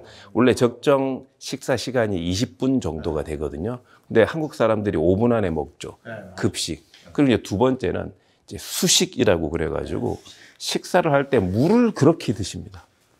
그러니까 그러면 위산이 묽어지게 돼서 결국은 위가 움직이는 수축 확장하는 운동과 위산에 의해서 이제 소화를 시키는 건데 물 드실 때 입이 마르다고 식사하실 때 입이 마르다고 물을 자꾸 드시면 그 수식, 물을 많이 드시는 식습관으로 또 이제 위장이 망가질 수가 있는 거고요. 그리고 이제 세 번째는 잘 아시는 것처럼 과식 많이 드시는 거. 그 다음에 이제 네 번째는 야식. 원래 8시 이후로는 안 드시는 게 좋은데 이제 왜냐면 식사에 걸리는 시간이 한 2시간에 이제 최소 4시간 정도가 걸리거든요. 11시에 주무시면 8시에 이제 식사를 끝내야 되는데 10시에 치킨 시켜 드시고 12시에 뭐 피자 시켜 드시고 이러면 이제 그게 또 이제 문제가 되는 거죠. 근데 이거 맛있거든. 야식이 제일 맛있는 것 같아요. 맞아요. 근데 마지막 한 가지 오식을 채우는 마지막은 정말 이게 있을 수 없는 일이라고 생각되지만 진짜 있는 게 무식입니다. 무식. 무식? 무식? 우리가 얘기하는 건 무식해서 네, 그렇다고? 그 정말 무식. 아무 생각 없이 드시는 분들이 계세요. 그러니까 이게 이제 식욕이 이게 이제 식욕이 말 그대로 이제 컨트롤이 이제 잘 안 되는. 그래서 이것저것 가리지 않고 과식은 많이 드시는 건데 무식은 정말 생각 없이 음식을 좀 가려서 드셔야 되는데 가리지 못하고 정갈하지 못한 나쁜 음식을 그냥 아무렇게나 이제 드시는 그런 경우들이 있는 거죠.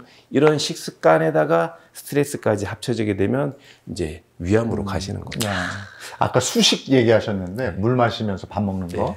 우린 국물 먹잖아요. 그것도 마찬가지입니다. 그러니까 어느 정도의 이제 수분이 사실은 필요하거든요. 우리가 이제 전통적으로는 이제 수분이 있는 음식이 몸에 조금 이로운 부분들이 있는 거죠. 그래서 이제 국물 음식을 간단히 곁들이면 되는 건데 보통 물 드시는 분들을 보게 되면 컵으로 한 5컵 이상, 그러니까 종이컵 한 잔이 200cc 정도니까 그걸 보통 5잔 이상 드시는, 물 드실 때 1리터 정도를 드시거든요. 그러면 그건 이제 과한 거죠. 그래서 이제 식사를 하실 때 된장찌개 조금, 김치찌개 조금, 뭐 국물 조금 이렇게 드시는 거 정도까지는 괜찮고 종이컵 한두 잔 정도까지는 괜찮지만 정말 종이컵을 5잔 이상 1리터 넘게 놓고 드시는 것은 좋지 않다. 그래서 식사 때 빼고 식간에 식사 30분 전이라든지 식후 1시간 이후에 드시는 게 이제 위산을 제대로 이렇게 활용할 수 있는 방법이 되는 거죠. 그러면 위암 전조 증상은 어떤 게 있습니까? 보통 이제 첫째는 소화가 잘 안 되는 겁니다. 첫째는 이제 소화가 잘 안 되는 소화불량으로 오다가 조금 이게 배가 아픈가 싶은 간단한 이제 속 불편감. 근데 속 불편감이 반복되다 보면 이제 복부 통증까지 연결이 되고 또 다른 느낌인데 배가 빵빵한 복부 팽만감까지 이런 증상들이 왔다 갔다 하면서 전에는 조금 식후에 잠깐 그랬다가 없어지는데 이제 식사랑 관련 없이 이런 증상들이 자꾸 이제 반복이 되는 거죠. 그러다가 이제 어느 순간에 이제 변을 봤는데 변이 검게 나왔다. 흑변. 그러면 이게 이제 이게 위암으로 추정하는 게 아니라 위암의 가능성이 상당히 이제 높아지는 거죠. 왜냐하면 위궤양이나 위축성 위염까지는 위장에서 출혈이 안 생기는데 위암이 되게 되면 조직이 붕괴되면서 위에서 이제 출혈이 생기게 되고 그 출혈된 출혈량이 소화기를 내려가면서 헤모글로빈이 다 소화가 되다 보니까 붉은색이 검은색으로 바뀌어서 노래야 될 변이 검게 착색돼서 나가는 거거든요. 그래서 본인도 모르게 한두 번 흑변을 봤다. 네. 앞에 말씀드렸던 그런 소화에 대한 불편한 증상에다가 검은 변까지 있다 그러면 빨리 내시경을 2년 뒤에 1년 뒤에 이렇게 생각하지 마시고 바로 가셔서 내시경으로 확인하실 필요가 있습니다. 네. 그 위에 좋은 또 식재료는 뭐가 있을까요? 그러면 기본적으로 이제 각 장기가 원하는 고유의 맛이 있거든요. 이게 정말 되게 중요한데요. 위가 좋아하는 맛은 단맛입니다. 근데 위가 좋아하는 단맛 그러면 그 입이 좋아하는 것도 단맛이에요. 그렇죠. 땡기는 것도 단맛인데. 그 단맛의 기준이 달라 그러면 한자로 이제 감미인데 이게 지금은 이제 설탕이 되어버렸거든요. 과당. 근데 이제 전통적으로 식이요법에서 단맛의 기준은 쌀입니다. 쌀. 쌀의 단맛이 우리가 전통적으로 감미, 달감자를 쓰는 건데 설탕이 들어오면서 그 기준이 강화된 거죠. 네. 그거는 감미 기준에 굉장히 중독성이 진한 맛이고, 그러니까 쌀이거든요. 그래서 우리가 그 위장이 안 좋을 때는 가장 중요한 게 좋은 쌀밥을 많이 씹어서 천천히 먹는 게 되게 중요합니다. 네. 그리고 이제 두 번째는 또 쌀 종류로 위장을 좋아지게 하는데 좁쌀입니다. 우리가 좁쌀을 예전에 앵무새, 십자매 이렇게 할 때 이제 좁쌀을 이제 새 모유로 주는데요. 그 좁쌀로 밥을 해서 왜냐하면 알갱이가 쌀보다 적고 그래서 적기 때문에 조금 덜 씹어도 소화에 용이하거든요. 그래서 위장의 부담을 적게 줄 수 있기 때문에 좁쌀. 그리고 세 번째는 우리가 왜 정부미 그러면 3년 묵은 쌀. 그래서 맛이 없다고 안 드시잖아요. 묵은 쌀이 위장엔 또 유리합니다. 희한하네. 그래서 왜 그러냐면 위장은 스트레스 받아가지고 그 스트레스에 대응하려고 생겼던 염증을 제거하기도 힘든데 소화가 잘 안 되는 음식이 들어오면 그 음식까지 소화시키려면 위장이 정신적 스트레스, 음식을 소화시키기 위한 육체적인 스트레스 두 가지에 노출이 돼버리게 되면 결국 시간이 지나면서 위암에 걸리는 건데 들어올 수 있는 음식을 위가 좋아하는 일종의 단 음식과 또 소화가 잘 되는 음식을 먹게 되면 그만큼 위장에 우리가 부담을 적게 주게 되는 거잖아요. 그래서 일반 쌀밥도 중요하지만 한 번씩 좁쌀밥 드시는 거 그리고 정부미 맛없어 희니적거리고 다 녹아버리네 하시지 마시고 위장이 안 좋으신 분들은 이제 정부미 2년 전 거, 3년 전 거 싸기도 싸거든요. 반값이니까 그렇게 드시는 게 또 위암을 예방하고 소화를 좋아지게 할 수 있고요. 그리고 마지막 한 가지는 채소가 중요한데 양배추. 양배추가 또 굉장히 중요하고 뭔가 막힌 느낌이 있을 때는 뿌리 식품 중에서는 무. 그리고 장 자체를 위만 생각하지 말고 장도 생각을 할 때는 또 배추. 이런 시리즈들. 그래서 뭐 된장 배추국, 묵국, 쌀밥, 좁쌀밥, 뭐 그리고 묵은 쌀 이런 것들로 기본 식단을 꼭꼭 챙겨 드시면 또 위암을 또 예방하는 데 도움이 되실 수가 있겠습니다. 저도 그래서 양배추즙 같은 거 이렇게 아예 그냥 주문해서 먹거든요. 그리고 소화 안 될 때 캐비진 있잖아요. 요즘들 많이 먹는데 그게 뭐 저 양배추 가지고 이렇게 생략전분이라고 만들어서 그거 먹고 이런. 일본에서 또 그렇게 해서 건강기능식품처럼 해서 또 나오기도 하고 했었죠. 그러면 위에 안 좋은 음식은 어떤 게 있습니까? 피해야 되는 거.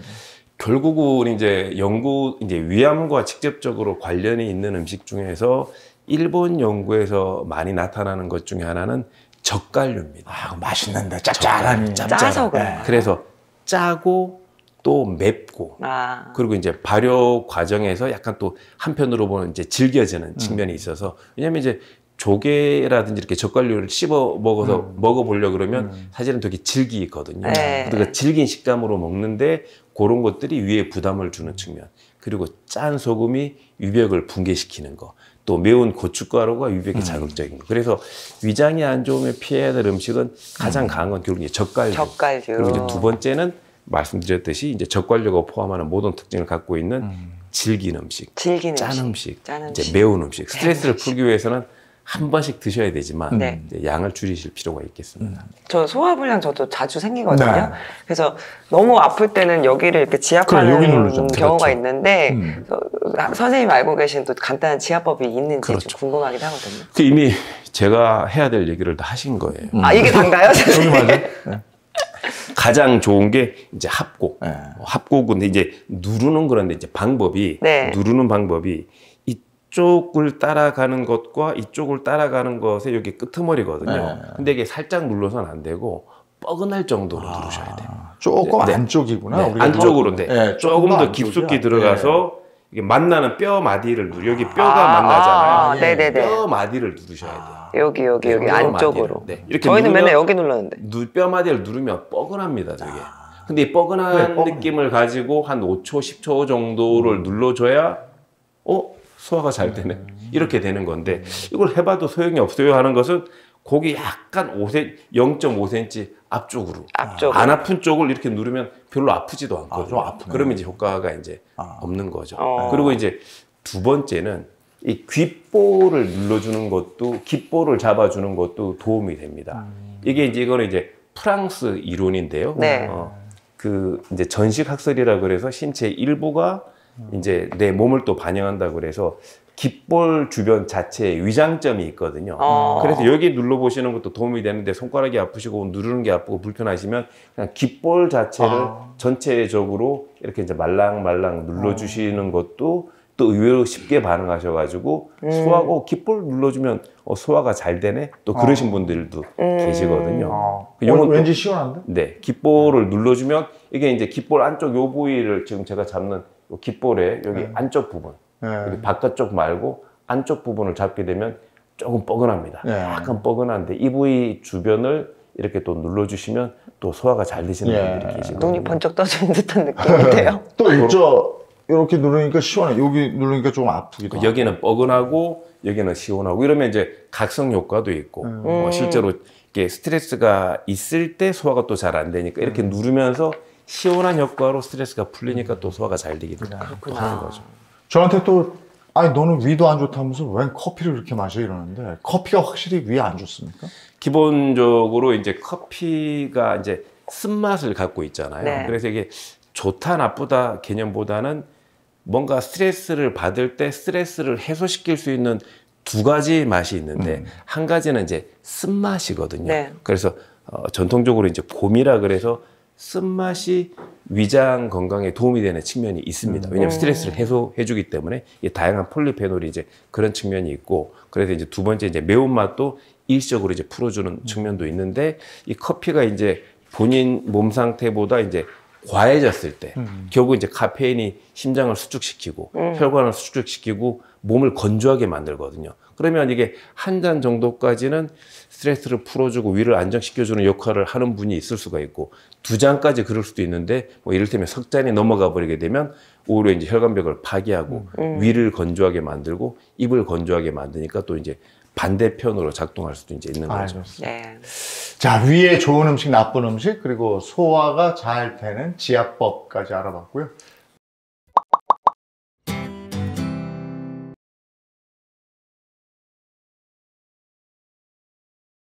그 사이즈가 당연히 그건 안 뿌리를 내렸어야 되는데 3개씩이나 되고 근데 참 희한하다고 그러면서 나한테 어떤 음식을 먹었는지 써내래요.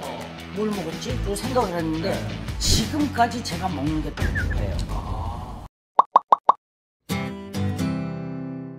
네, 여러분의 일상을 더욱 탐스럽고 풍성하게 만들어 드립니다. 오늘 저희 셀코TV 초대 손님은요, 저희 테이블 앞에 배가 놓여 있습니다. 상징적인 배입니다. 배다른 남매를 모셨습니다. 누굴까요? 어서 오세요. 안녕하세요. 안녕하세요. 안녕하세요. 근데 이 배를 이거 세상에 어디다 뒀다 갖고 왔어요? 제가 땄다가 1년간 보관을 하고 있다가 누님이랑 나올 때까지 기다렸다가 오늘 들고 나온 겁니다. 네, 이거 가져가서 꿀 넣고 푹 내려 먹겠습니다. 오늘 어떤 얘기 들려주실 거예요? 아, 어떤 얘기냐면 역시 뭐 배현정하면 건강밖에 더 있어요. 그렇죠. 네, 근데 제가 이제 파란만장한 건강을 겪었잖아요. 그래서 어떻게 하면 근데 요즘도 이런 일을 자꾸 겪으니까 우리 가게에 찾아오는 분들이 절 만나려고 했어요. 왜? 다 췌장 쪽에 문제가 있어요. 나보고 어떻게 극복하셨냐고. 이래갖고 오면 마치 제가 주치의같이 뭐 식사는 어떻게 드시고 다 메모해요. 코미디언 남을 웃기는 사람이 쭉 살았는데 살다가 또 이렇게 이제 닥터의 삶을 살고 계신 네. 거예요. 경험 많은 주치의가 어디겠습니까? 그렇죠. 네, 그래서 이제 곤지암맥 돌파리 의사라고 저는 이제 웃잖아요. 그게 증이. 그러니까 어쨌든 제가 이렇게 다 체험한 걸 얘기해 주는 거죠. 이제 예전에 그러셨지만 지금 얼마나 건강해 보이세요? 그러니까 더 궁금한 거죠. 근데 저는 방송을 같이 하면서 깜짝 놀랐던 게 정말 췌장이 그냥 우리가 일반적으로 췌장이 안 좋다라는 정도가 아니라 정말 이게 정말 이 생사를 넘나드는 그 정도에서 지금의 이 활기랑 이 생기를 갖고 이제 활동을 하시는 거니까 정말 오늘 이 이야기 들어보시게 되면 깜짝 놀라실 겁니다. 어쨌든 요즘 건강은 아무 문제 없으신 거죠? 아무 문제 없죠. 그죠? 아무 문제 없고 일주일에 2-3번씩 꼭 승마하고 사람들이 그래요. 승마한다면 네 그러는데 뭐 제가 오토바이를 못합니까? 경비행기를 못합니까? 저 요트를 운전 못합니까? 자동차 운전합니다. 뭐 이래서 그 다 자격증 땄어요. 예. 근데 지금 이렇게 건강하게 삶을 즐기면서 살고 계시지만 인생의 태클이라고 할까요? 가장 큰 위기가 췌장 수술하셨을 거예요. 그렇죠. 그때 어땠습니까? 아유, 만약에 제가 췌장만 수술 안 했더라면 제가 아마 이 바디빌더에도 나가고 진짜 가만히 있는 성격이 아니거든요. 아니 우리가 생활이 그렇잖아요. 연예인 생활 지금 54년 하면서 이제 코미디언을 하려고 한 게 아니라 코미디 가수 해보겠다고 갔는데 코미디를 하시는 웃으면 보기와의 김경태 선생님이 이리 오라고 그래갖고 저를 코미디에 끌고 가셨어요.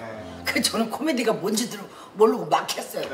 그런데 한 3년 하고 나니까 길거리 가니까 되게 웃겨 이러는 거야. 알아보시는구나. 그래서 내가 아니 왜 날 보고 웃지? 그래갖고 막 보니까 아무 이상 없는데 웃어. 쫓아갔지. 왜 날 보고 웃어요? 그러니까 더 웃겨 이러는 거예요. 그래서 내가 한 3-4년 하니까 코미디언이 돼버렸어. 그냥. 가수로 시작했다. 그때부터 가수도 못하고 그러니까 이제 노래하는 프로에 가서 노래하고 춤추는 데 가서 또 춤추고 또 사회 보고 라디오 DJ하고 야간 업소 뛰고 이러다 보니까 일주일이면 프로를 14개씩 했어요. 와. 그리고 서울 부산을 출퇴근이야. 녹화 끝나고 7시 비행기 타고 딱 내리면 9시 스테이지 올라가서 하고 또 저기 기차 그거 타고 새마을로 덜컹덜컹 하는 거 타고 딱 뭐 5시에 용산이나 서울역에 내리면 목욕탕 가서 쪽잠 자고 방송국 가서 또 하고 또 가고 이런 식으로. 그렇게 무리하다 보니까 그러니까 이제 이게 뭐예요? 아침 건너뛰어. 점심 바빠서 못 먹어. 저녁 때 일 끝나고 이따만큼 먹는 거야. 몰아서 드시니까. 그것도 막 고기 바짝 고서 거기다 또 얼마나 맛있어 맥주. 그거다 생선에 먹고 막 매운 거 짠 거 이런 거 먹고 피곤하잖아. 그냥 잔 거예요. 화장도 못 지우고 이 생활을 쭉 하다 보니까 이제 췌장이 계속 망가지는 걸 몰랐는데 이상하게 어느 날부터 입이 써요. 입이 써. 그리고 말라요. 근데 이 등이 여기가 막 아파요. 그렇죠. 등이 많이 결리죠. 허리도 아니요. 이게 참 그렇죠. 등도 아니고 그 가운데쯤. 그러니까 여기가 등과 위장이잖아. 허리의 가운데쯤이 아프죠. 여기가 위장이니까 정확하게 조금 더 와서 이쪽 뒤에가. 그러니까 다 맞다고. 파스 붙이고 지압 받고 막 뜸 뜨고 별짓을 다 했어요. 그런데 그거 또 지나가니까 얼굴이 노래지더라고요. 황달이 왔구나. 그럼 내가 날 보니까 얼굴이 노래서 우리 남편한테 나 노랗지 그러니까 아이 화장 안 해서 그래. 그런데 내가 생각해 보니까 한 끼도 안 먹었는데 배도 안 고프고 기운만 없어요. 그래서 그러면 위를 찍어보자. 그래가지고 이제 갔는데 그때는 수면 마취가 없었어요. 그 생으로 이걸 하고 났는데 내시경. 간을 초음파를 해봤냐고 해서 초음파 안 해봤죠. 초음파를 또 간을 하더니 간도 괜찮아. 고개를 막 이러더니 뭘 써줘요. 원인을 찾는다고 계속 그러니까 그 방사선과가 또 있더라고요. 그렇죠. 진단 방사선과. 뭐 MR도 찍고 CT도 찍고 뭐 거기 갔더니 뭐 여기다가 뭘 척척한 거 발라놓고 거짓말 안 받고 1시간을 이러고 있어. 초음파 보내라고 젤 바른다고. 네, 근데 고개를 자꾸만 이래요. 그러더니 뭘 또 써줘요. 큰 병원으로 가요. 병원을 자꾸 이제 옮기셨구나. 네. 원인을 찾기 위해서 그죠? 그래서 이제 큰 병원을 갔더니 거기서 또 검사를 해요. 사람 죽겠더라고요. 그러더니 바로 입원시켜요. 아, 날 왜 입원시켜요? 그랬더니 보호자한테 뭐라고 하더니 입원을 시키더니 수술을 해야 된다. 뭘 수술해요? 그랬더니 저는 췌장이라고 그랬어요. 그게 대장이나 소장 무슨 그런 장인 줄 알았어요. 그래서 예전엔 잘 모르셨죠. 아, 제가 그런 걸 알 리가 없죠. 그렇죠.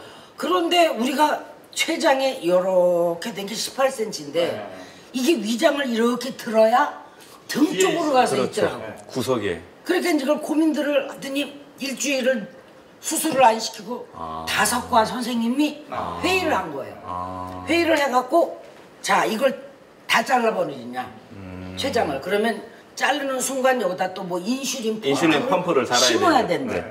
그러니까 이제 자기네끼리 고민을 하다가 막 간도 반 자르고 거기 지나가는 건 다 자르는 거예요. 그거 수술하기가 힘드니까. 그런데 이분이 뭐랬냐면 종양이 하나도 아니고 3개나 있다는 거예요. 췌장에. 네, 췌장에. 근데 이렇게 생긴 거가 머리, 몸통, 꼬리 이렇게 종양이 있는 거예요. 각 부위마다 그죠? 제일 좋은 방법은 그냥 싹 잘라내는 건데 그때 제 나이가 52살이었어요. 그러니까 이제 고민들을 해갖고 그래서 일주일 동안 눕혀놓고 있다가 수술에 들어갔는데 저희 남편이 나한테 거짓말했어요. 요만한 하나 있는데 뭐 그거를 뭐 기계가 어마어마하게 저거한 건데 뭐 레이저 같은 걸로 뭐 이렇게 쏘면은 되는데 그냥 여기 입원하고 피곤하니까 쉬었다 나가는 심 자꾸 열흘이면 된다. 형님이 안심시키. 가벼운 마음으로 들어간 거예요, 수술을. 근데 막 이렇게 깨나는데 의사가 이렇게 치면서 자, 홍혜경 씨 이래요. 그 멀리서 들리는데 어디가 제일 불편하세요? 이렇게 묻는데 아, 맞아. 나 수술했지. 근데 왜 수술한 자리가 어디지? 왜 마취 끼실 때 어딘지 모르겠는데 정신이 없으니까. 어디가 제일 불편하세요? 그러니까 내가 나도 모르게 나온 말이 다 그랬어요. 그러니까 오장을 건드리니까 그렇죠. 이게 다 아픈 거예요. 그 다음부터 이제 시작이 되는데요. 아휴, 사는 것부터 죽는 게 낫겠더라고요. 근데 이제 그 순간 그거를 딱 떼어내서 이렇게 편같이 해갖고 옆에 방으로 이렇게 보내면 조직 검사. 네, 조직 검사는 바로 그게 나온대요. 그러니까 이제 이야, 암으로는 안 갔다. 다행히 종양에서 그러니까 착한 종양인데 이거를 어떻게 우리가 짜집기를 해서 나머지를 살리느냐. 췌장을 조금 그나마 다행이네, 그나마. 그렇죠. 그래서 했는데 다 잘라서 그렇게 해놓으니까 한 5cm 남긴 거예요. 13cm 자르고. 네. 그러다 보니까 얘가 의지할 때가 있어야 되니까 잘 내려가던 소장을 끌어올려다가 양쪽에다 연결을 한 거예요. 그렇게 하는구나. 네, 그러니까 이제 머리에서는 밥 먹으면 10도로 내려가서 이렇게 가. 그런데 여기 가다가 보면 다시 올라왔다 내려가야 되는 거예요. 못 가는 거죠. 여기가 딱 체한 듯이 막혀 그러니까 있으니까. 여기가 무슨 느낌이 드냐면 요만한 걸로 이렇게 물을라도 조금 먹으면 여기가 막 찢어질 듯이 아픈 거예요. 병원에서 한 60일 가까이 있다가 이제 나와갖고 3년을 그땐 38kg밖에 안 나갔어요. 수술하고요. 제대로 못 드시네요. 아니요, 위장도 반 자르니까 또 뭘 금식도 먹질 시키더라고요. 예. 그리고 그 뽀얀 거 있어요. 맞아요. 동물성 무슨 그게 영양제 비슷한 거. 예, 그거밖에 놔주는 게 없는데 이 숨쉬기가 힘들더라고요, 정말. 그래서 이제 저희 남편이 3년을 업고 다니면서 그랬구나. 정말 이렇게 고생해서 여기까지 와서 아이고, 고생하셨네요, 진짜. 제가 근데- 의사한테 물었어요. 네. 아니, 나 지금 3년 됐는데 아직도 죽겠길래 이게 언제 나가야 좀 괜찮아요? 그랬더니 그렇죠. 한 4년 반은 지나셔야 됩니다. 그렇게 오래 걸리면 이게 이렇게 새우가 된 거예요, 몸이. 펴질 못하죠. 통증이 엄청나게 길게 이걸 찢어놓으니까 이렇게 돼갖고 통증이 생기시니까. 여기 완전히 쓱 들어가서 물 부으면 뭐가 한 바가지고. 근데 그래도 췌장에 사인이 있었어요. 근데 췌장은 침묵의 장기라고 그러는데 그렇죠. 그래도 요 뒤가 아프고 이게 뭔가 좀 입이 쓰고 황달이 마르고, 되고 예. 이게 있었단 말이에요. 그렇죠. 췌장은 어떤 장기고 증상은 어떻게 나타나요?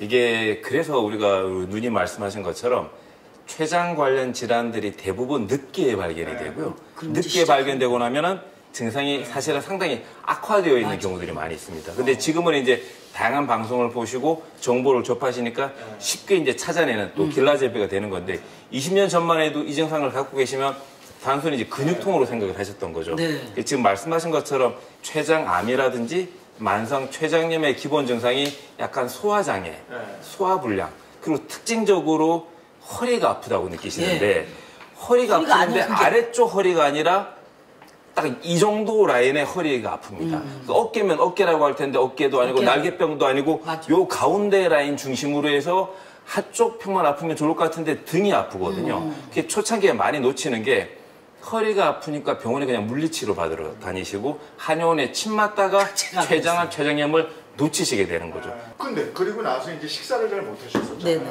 그럼 아니, 뭘 가지고 회복할 때 가장 염두에 두고 아 이건 먹어야 되겠다 하면 뭐가 있어요? 그게 그러더라고요. 선생님이 자기네들도 이해가 안 간대요. 그 사이즈가 당연히 그건 아무리 뿌리를 내렸어야 되는데 3개씩이나 되고. 근데 참 희한하다 그러면서 나한테 어떤 음식을 먹었는지 써내래요. 근데 내가 뭘 먹었지? 그리고 생각을 했는데 지금까지 제가 먹는 게 토마토예요. 그냥 어렸을 때부터 엄마가 시장 갔다 오면 그게 싸고 그러니까 막 이렇게 된 거 한 관, 2관 사다 놓으면 잘라서 설탕가루 이렇게 뿌려주면 먹었는데 지금까지도 먹는 건 토마토인데 의사가 뭐랬냐면 이제 개인적인 얘기를 한 거예요. 야, 그 토마토 덕분을 보셨구나. 그게 도저히 안으로 안 갔다는 게 이해가 안 간다는 거예요. 그래서 그 선생님이 이래요. 우리도 토마토 열심히 먹자고 막 이러시더라고요. 수간호 사고 본인들끼리. 예, 이게 도저히 의학적으로 이해가 안 간다는 거예요. 그 그렇죠. 사이즈면 그리고 그 3개월에 한 번씩 만나는 사람들이요. 나랑 같이 수술하고 그런 사람들도 자꾸 없어지더라고요. 한 번씩 돌아가시죠. 네. 왜냐면 췌장암이 사망률이 되게 진짜 이 높거든요. 부분에서 궁금한 게 토마토를 어려서부터 쭉 드셨고 네. 근데 그 정도가 되면 이거는 췌장암으로 넘어가야 되는데 뭘 드셨냐고 물어보는 거 보면 토마토에 어떤 효능이 있는 게 아닌가 이런 그렇죠. 생각이 드는데 지금은 뭐 사실 모르시는 분들이 없을 정도로 굉장히 강력한 항산화 물질인 라이코페인이 들어있거든요. 라이코페인이 일반적으로는 이제 올리브유랑 토마토를 같이 가열해서 먹게 되면 체내 이제 흡수가 이제 좋다라고 이제 알려져 있는데 그렇게 유명한 라이코펜뿐만이 아니라 일반적으로 동생을 막론하고 토마토가 사실은 힘의 상징입니다. 이렇게 딱 봤을 때 강력한 신장 모양처럼 굉장히 탱글탱글하거든요. 네네. 거기 이제 농축된 에너지가 굉장히 많기 때문에 그래서 예로부터 동생을 막론하고 많이 흔히 유행하는 얘기가 토마토가 있는 계절에는 병원이 한가하다. 뭐 이런 표현을 이제 쓰는 의사들이 거죠. 얼굴이 파랗게 지금 그렇죠. 하여튼 그거를 60년을 먹고 있잖아요. 그 지금은 이제 밥에 김치예요. 그러니까 그런 정도로 제가 토마토를 먹어요. 토마토를 그냥 생으로 드세요? 아니죠. 토마토를 물김치도 담고. 엄청 많이 드세요. 네, 엄청. 또 살짝 간간하게 여름이니까 이렇게 짠지같이도 만들어 먹고. 그다음에 또 이제 저는 스파게티도 할 때 소스를 안 사요.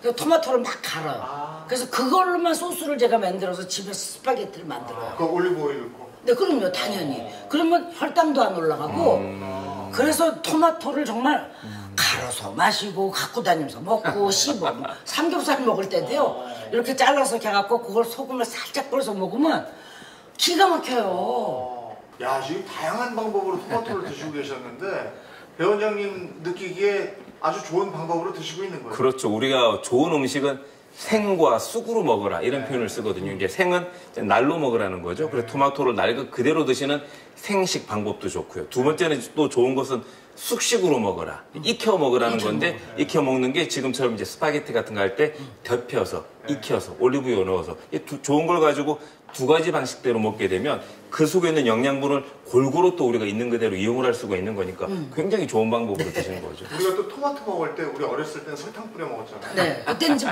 안 익고 이런 게 있으니까. 그래도 소금 이렇게 살짝 뿌려서 먹을 때 그럼 그 신맛이 단맛으로 가요. 건강에 뭐가 더 좋은 거예요? 기본적으로 이제 기호에 따라 조금 다른 건데요. 보통 이제 토마토를 드실 때 그냥 일단은 드시는 게 좋습니다. 근데 예전에는 먹을 게 별로 없을 때 적게 먹더라도 확 열량을 올려줄 필요가 있기 때문에 7, 80년대에는 설탕으로 주로 먹었던 거죠. 그리고 이제 조금 나이가 드셔서 이제 당분 자체가 크게 필요가 없을 때는 약간 짭조름한 이렇게 드신 건데 일반적으로는 우리가 이제 기력이 없고 힘이 없고 입맛이 없다. 그러면 약간 설탕에 찍어 드시면 좋을 것 같고요.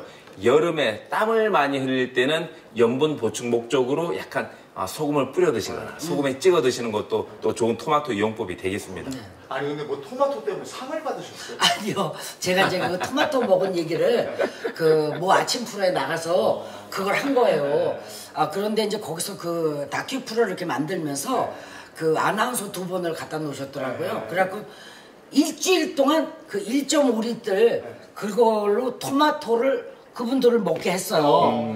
해갖고 이제 그 전에 검사를 하더라고요. 그러니까 피곤이 겹치니까 DNA이 손상이 됐다. 그런데 이제 거기서 저기 토마토를 일주일을 그 아나운서 2명을 먹이고 후에 검사해 보니까 손상된 DNA이 이렇게 다시 복원이 됐다는 거죠. 그 이제 저는 또 그거를 하면서 이제 같이 한 거예요, 제 거랑. 근데 저는 토마토를 먹고 이렇게 해서 췌장도 이렇게 암으로 안 갔다 이제 이런 얘기를 해갔는데 사천 있죠, 경남. 네네네. 사천에서 전화가 온 거예요. 그래서 왜 그러냐 그랬더니 자기네가 농사 이걸 줘도 저걸 줘도 잘 안 돼서 텔레비에서 내가 나와서 토마토 얘기를 하고 토마토가 열풍이 불기 시작하니까 토마토 농사를 자기네가 줬다는 거예요. 그래갖고 자기네 농가가 살았다. 아, 사천군 농가가. 네, 그래갖고 이제 거기서 감사표를 준 거예요. 네, 그래서 이제 생각지도 않게 그 토마토가 막 확산이 되고 막 이랬죠. 그게 벌써 23년 전 얘기예요. 아, 네. 근데 지금까지도 계속 토마토를 즐겨 드시고 하루에 몇 개 정도?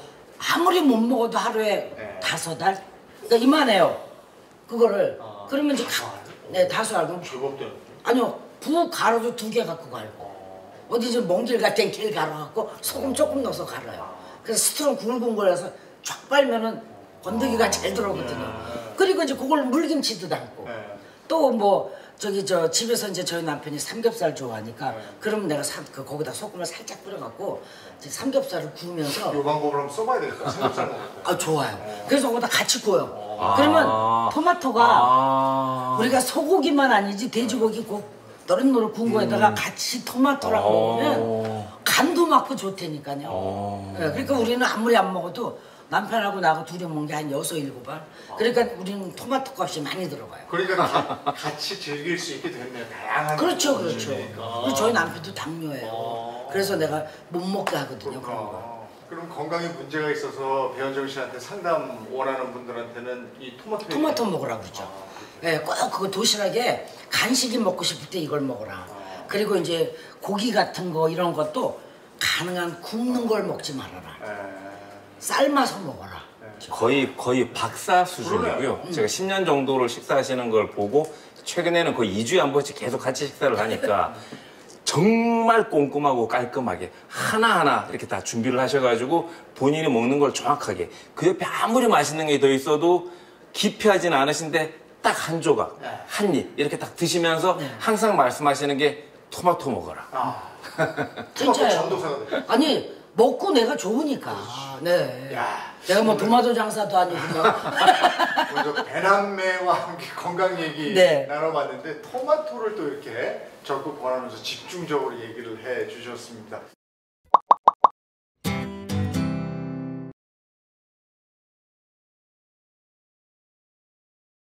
자, 이제 우리 이재용 아나운서님하고 저하고 같이 이제 진짜 건강한 음식을 먹어요.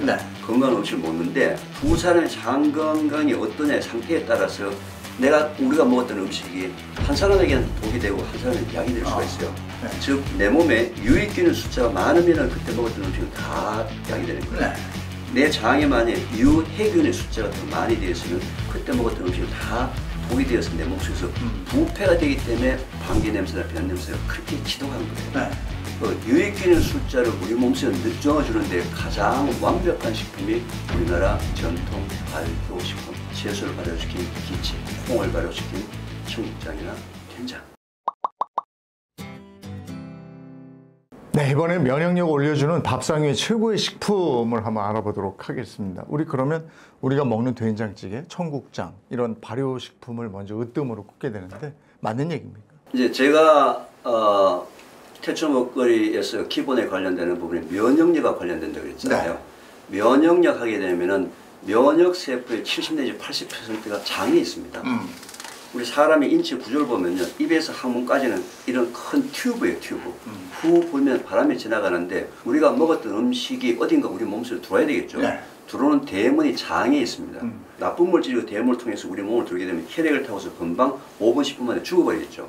따라서 그 대문에 면역세포가 겹겹이 보초를 써가지고 나쁜 녀석들 못 들어오게. 그래서 장에 면역세포가 거의 70 내지 80%가 있기 때문에 면역력이라고 얘기한다면 무조건 장 건강이 좋아야 합니다. 그럼 이제 내가 장 건강이 나쁜지 안 나쁜지 어떻게 하냐면요. 첫째, 변비나 설사가 너무 심하다. 둘째, 자기 방귀 냄새나 변 냄새가 너무 지독하다. 상상을 초월할 정도로 지독하다. 그리고 감기나 뭐 이런 게 걸리면 너무 오래 간다. 그리고 피부가 너무 거칠어졌다. 결국 이제 장에 있는 그 우리 미생물들이라든지 면역세포를 건강하게 만들려면은 뭔가 우리가 바깥에서 유익균을 넣어줘야 되거든요. 유익균을 넣어줘가지고 나쁜 균을 잡아먹어야 된다는 거예요. 자, 이제 우리 이재용 아나운서님하고 저하고 같이 이제 진짜 건강한 음식을 먹어요. 건강한 음식을 먹는데 두 사람의 장 건강이 어떠냐의 상태에 따라서 우리가 먹었던 음식이 한 사람에게는 독이 되고 한 사람에게는 약이 될 수가 있어요. 즉 내 몸에 유익균의 숫자가 많으면 그때 먹었던 음식은 다 약이 되는 거예요. 내 장에 만약에 유해균의 숫자가 더 많이 되어 있으면 그때 먹었던 음식은 다 독이 되어서 내 몸속에서 부패가 되기 때문에 방귀 냄새나 변 냄새가 그렇게 지독한 거예요. 그럼 바깥에서 유익균을 집어넣어주는 방법을 하게 되면 사람들이 다 손을 두고 교수님 이거 유산균 뭐 요즘 너무 많이 요즘 난리가 났어요. 우리나라 유산균 지금 또 난리가 났습니다. 근데 그 유산균은요, 상업적으로 19가지의 균 종류를 이렇게 몇 가지 섞어가지고 이제 판매를 하고 있는데 그 균들이 매우 약합니다. 온도가 조금 올라가면 죽어버리고요. 위산이 pH가 2인데 위산이 다 죽어요. 그러니까 각 이제 회사마다 또 캡슐에 씌워가지고 뭐 장에 내려간다. 그래도 자꾸 죽으니까 이제 그 죽은 그 사균도 효과가 있다라는 부분 가지고 해서 지금 현재 우리가 먹고 있는 상당히 많은 유산균 상업용 제품들은 사균이 많습니다. 근데 사균도 도움은 되는데 문제는 유익균의 숫자를 늘려주는 데는 도움이 안 되거든요. 그 유익균의 숫자를 우리 몸속에 넣어주는 데 가장 완벽한 식품이 우리나라 전통 발효식품, 채소를 발효시킨 김치, 콩을 발효시킨 청국장이나 된장, 가장 완벽한 식품입니다. 장 내에 유익균의 숫자를 늘려주는 데는요, 걔네들은요, 청국장 균은요, 팔팔 끓여도 안 죽습니다. 김치 유산균도요, pH 2에 다 살아서 장까지 내려갑니다. 그래서 우리나라 전통 발효식품은 지금 현재 과학적으로 굉장히 저평가가 되어 있거든요. 혹시 그런 얘기 들어보셨습니까? 지난 이제 메르스나 사스나 코로나 때도 외신의 보도에 의하면 우리나라 김치 먹고 우리 김치 먹어서 맞아. 그거 당연한 경우가요. 그래서 우리나라 전통 발효식품은 좀 저평가되어 있기 때문에 좀 면역력에 신경 쓰시는 분들은 좀 더 드시는 것이 좋다. 근데 좀 개선할 점은 좀 있어요. 발효하게 되면 무조건 좋은 걸 생각하시잖아요. 발효와 부패의 차이가 뭔지 아세요? 그게 있죠. 그죠? 발효나 부패나 똑같이 미생물이나 효모에 의해서 일어나는 반응인데 발효는 우리 몸에 좋은 물질이 만들어지는 거고요. 부패는 우리 몸에 나쁜 물질이 만들어지는 거예요. 근데 저희 같은 전문가를 보면 아는데 비전문가나 일반인들 이게 발효인지 부패인지를 구분을 못합니다. 그래서 현재 우리 콩을 발효하는 데도 보면 짚을 이용하죠. 짚에는 좋은 균만 있을까요? 나쁜 균도 같이 있을까요? 나쁜 균도 있겠죠. 같이 있죠. 그러면 좋은 균은 발효, 나쁜 균은 부패를 시킨단 말이죠. 매주 달아놓게 되면 어떻습니까? 검은 곰팡이, 흰 곰팡이, 붉은 곰팡이. 그게 다 저는 뭔지 다 알거든요. 그런 부분들 중에서는 발효도 있지만 부패도 있기 때문에 좀 개선할 점은 좀 있지만 그래도 우리나라 전통 발효식품은 가장 장 건강에 완벽한 식품입니다. 따라서 면역력에 고민되시는 분들은 일단 기본을 우리나라 전통 발효식품을 시작을 해야 되는데 김치는 고춧가루나 젓갈이 들어가지 않은 동치미, 백김치, 굴김치 그리고 이제 콩을 발효시킨 것들은 청국장, 된장인데 된장은 또 이제 소금이 너무 많이 들어가 있기 때문에 소금을 좀 연하게 먹든지 아니면 청국장을 드시든지 그렇게 드시는 것이 좋습니다. 그러면 요즘에 그 생청국장, 낫또 그 일본 음식입니까? 우리 음식입니까? 그거 많이들 드시던데 저도 그거 즐겨 먹거든요. 제가 시중에 판매되고 있는 모든 청국장이나 이런 부분들을 우리가 분석을 한다 그랬잖아요. 하다 보니까 현재 그 발효 과정에 좀 문제가 있습니다. 왜냐면은 잡균 처리가 안 돼요. 잡균을 어떻게 컨트롤 못하는 발효 환경에서 일본은 저희들한테 이제 하여튼 이 발효 기술을 배워가지고요 좋은 균만 싹 뽑았습니다. 그리고 좋은 균의 이름을 낫또라고 이름을 붙였어요. 이게 균 이름인데 이게 그냥 제품 이름이 되어버렸어요. 그리고 일본 사람의 특유의 그 과학적인 지식 시스템화하는 걸 가지고 온도, 습도, 시간 딱 맞춰가지고선 표준화를 시켰어요. 그리고는 전 세계적인 식품이 됐거든요. 네. 지금도 국내에서 이제 나또라고 현재 팔리고 있는 제품은 일본에서 나또 균을 수입해 와가지고 한국에서 콩을 발효시키는 거거든요. 제가 이런 부분들 때문에 우리나라 자존심도 좀 회복해야 되고 또 특히 우리 젊은 세대들이 콩 발효식품을 먹어야 되는데 다 혐오식품을 생각하기 때문에 그래서 저는 좀 우리나라의 발효 문화를 좀 바꿔서 젊은 아이들, 초중 고등학교 아이들이 맛있게 먹을 수 있는 우리 발효 음식을 만드는 운동을 올해부터 태초 먹거리 학교에서 구체적으로 진행하려고 하거든요. 저는 앞으로 우리 이재용 아나운서님께서도 이런 일에 좀 같이 동참을 해서 좋네요. 하셔서 전 국민들이 우리나라 콩에 대한 자존심을 좀 회복하고 이걸로 인해서 대장암 환자 전 세계 나라 184개국 중에서 계속 1등을 하고 있거든요. 그 중에서는 20대에서 40대까지 대장암 증가율이 전 세계 1등입니다. 그래서 이분들에게 우리나라 이 전통 발효식품을 먹는 운동을 전국적으로 벌리자. 직접 자기가 담그는 방법을 제가 다 알려드릴 거거든요. 집에서. 그러면 또 뭐 얼마나 어렵냐. 된장 담그는 30분, 김치 담그는 30분, 30분 만에 다 끝납니다. 아, 그래요? 그럼요. 그래서 주부님들이 전혀 걱정할 필요가 없어요. 애들하고 같이 할 수 있습니다.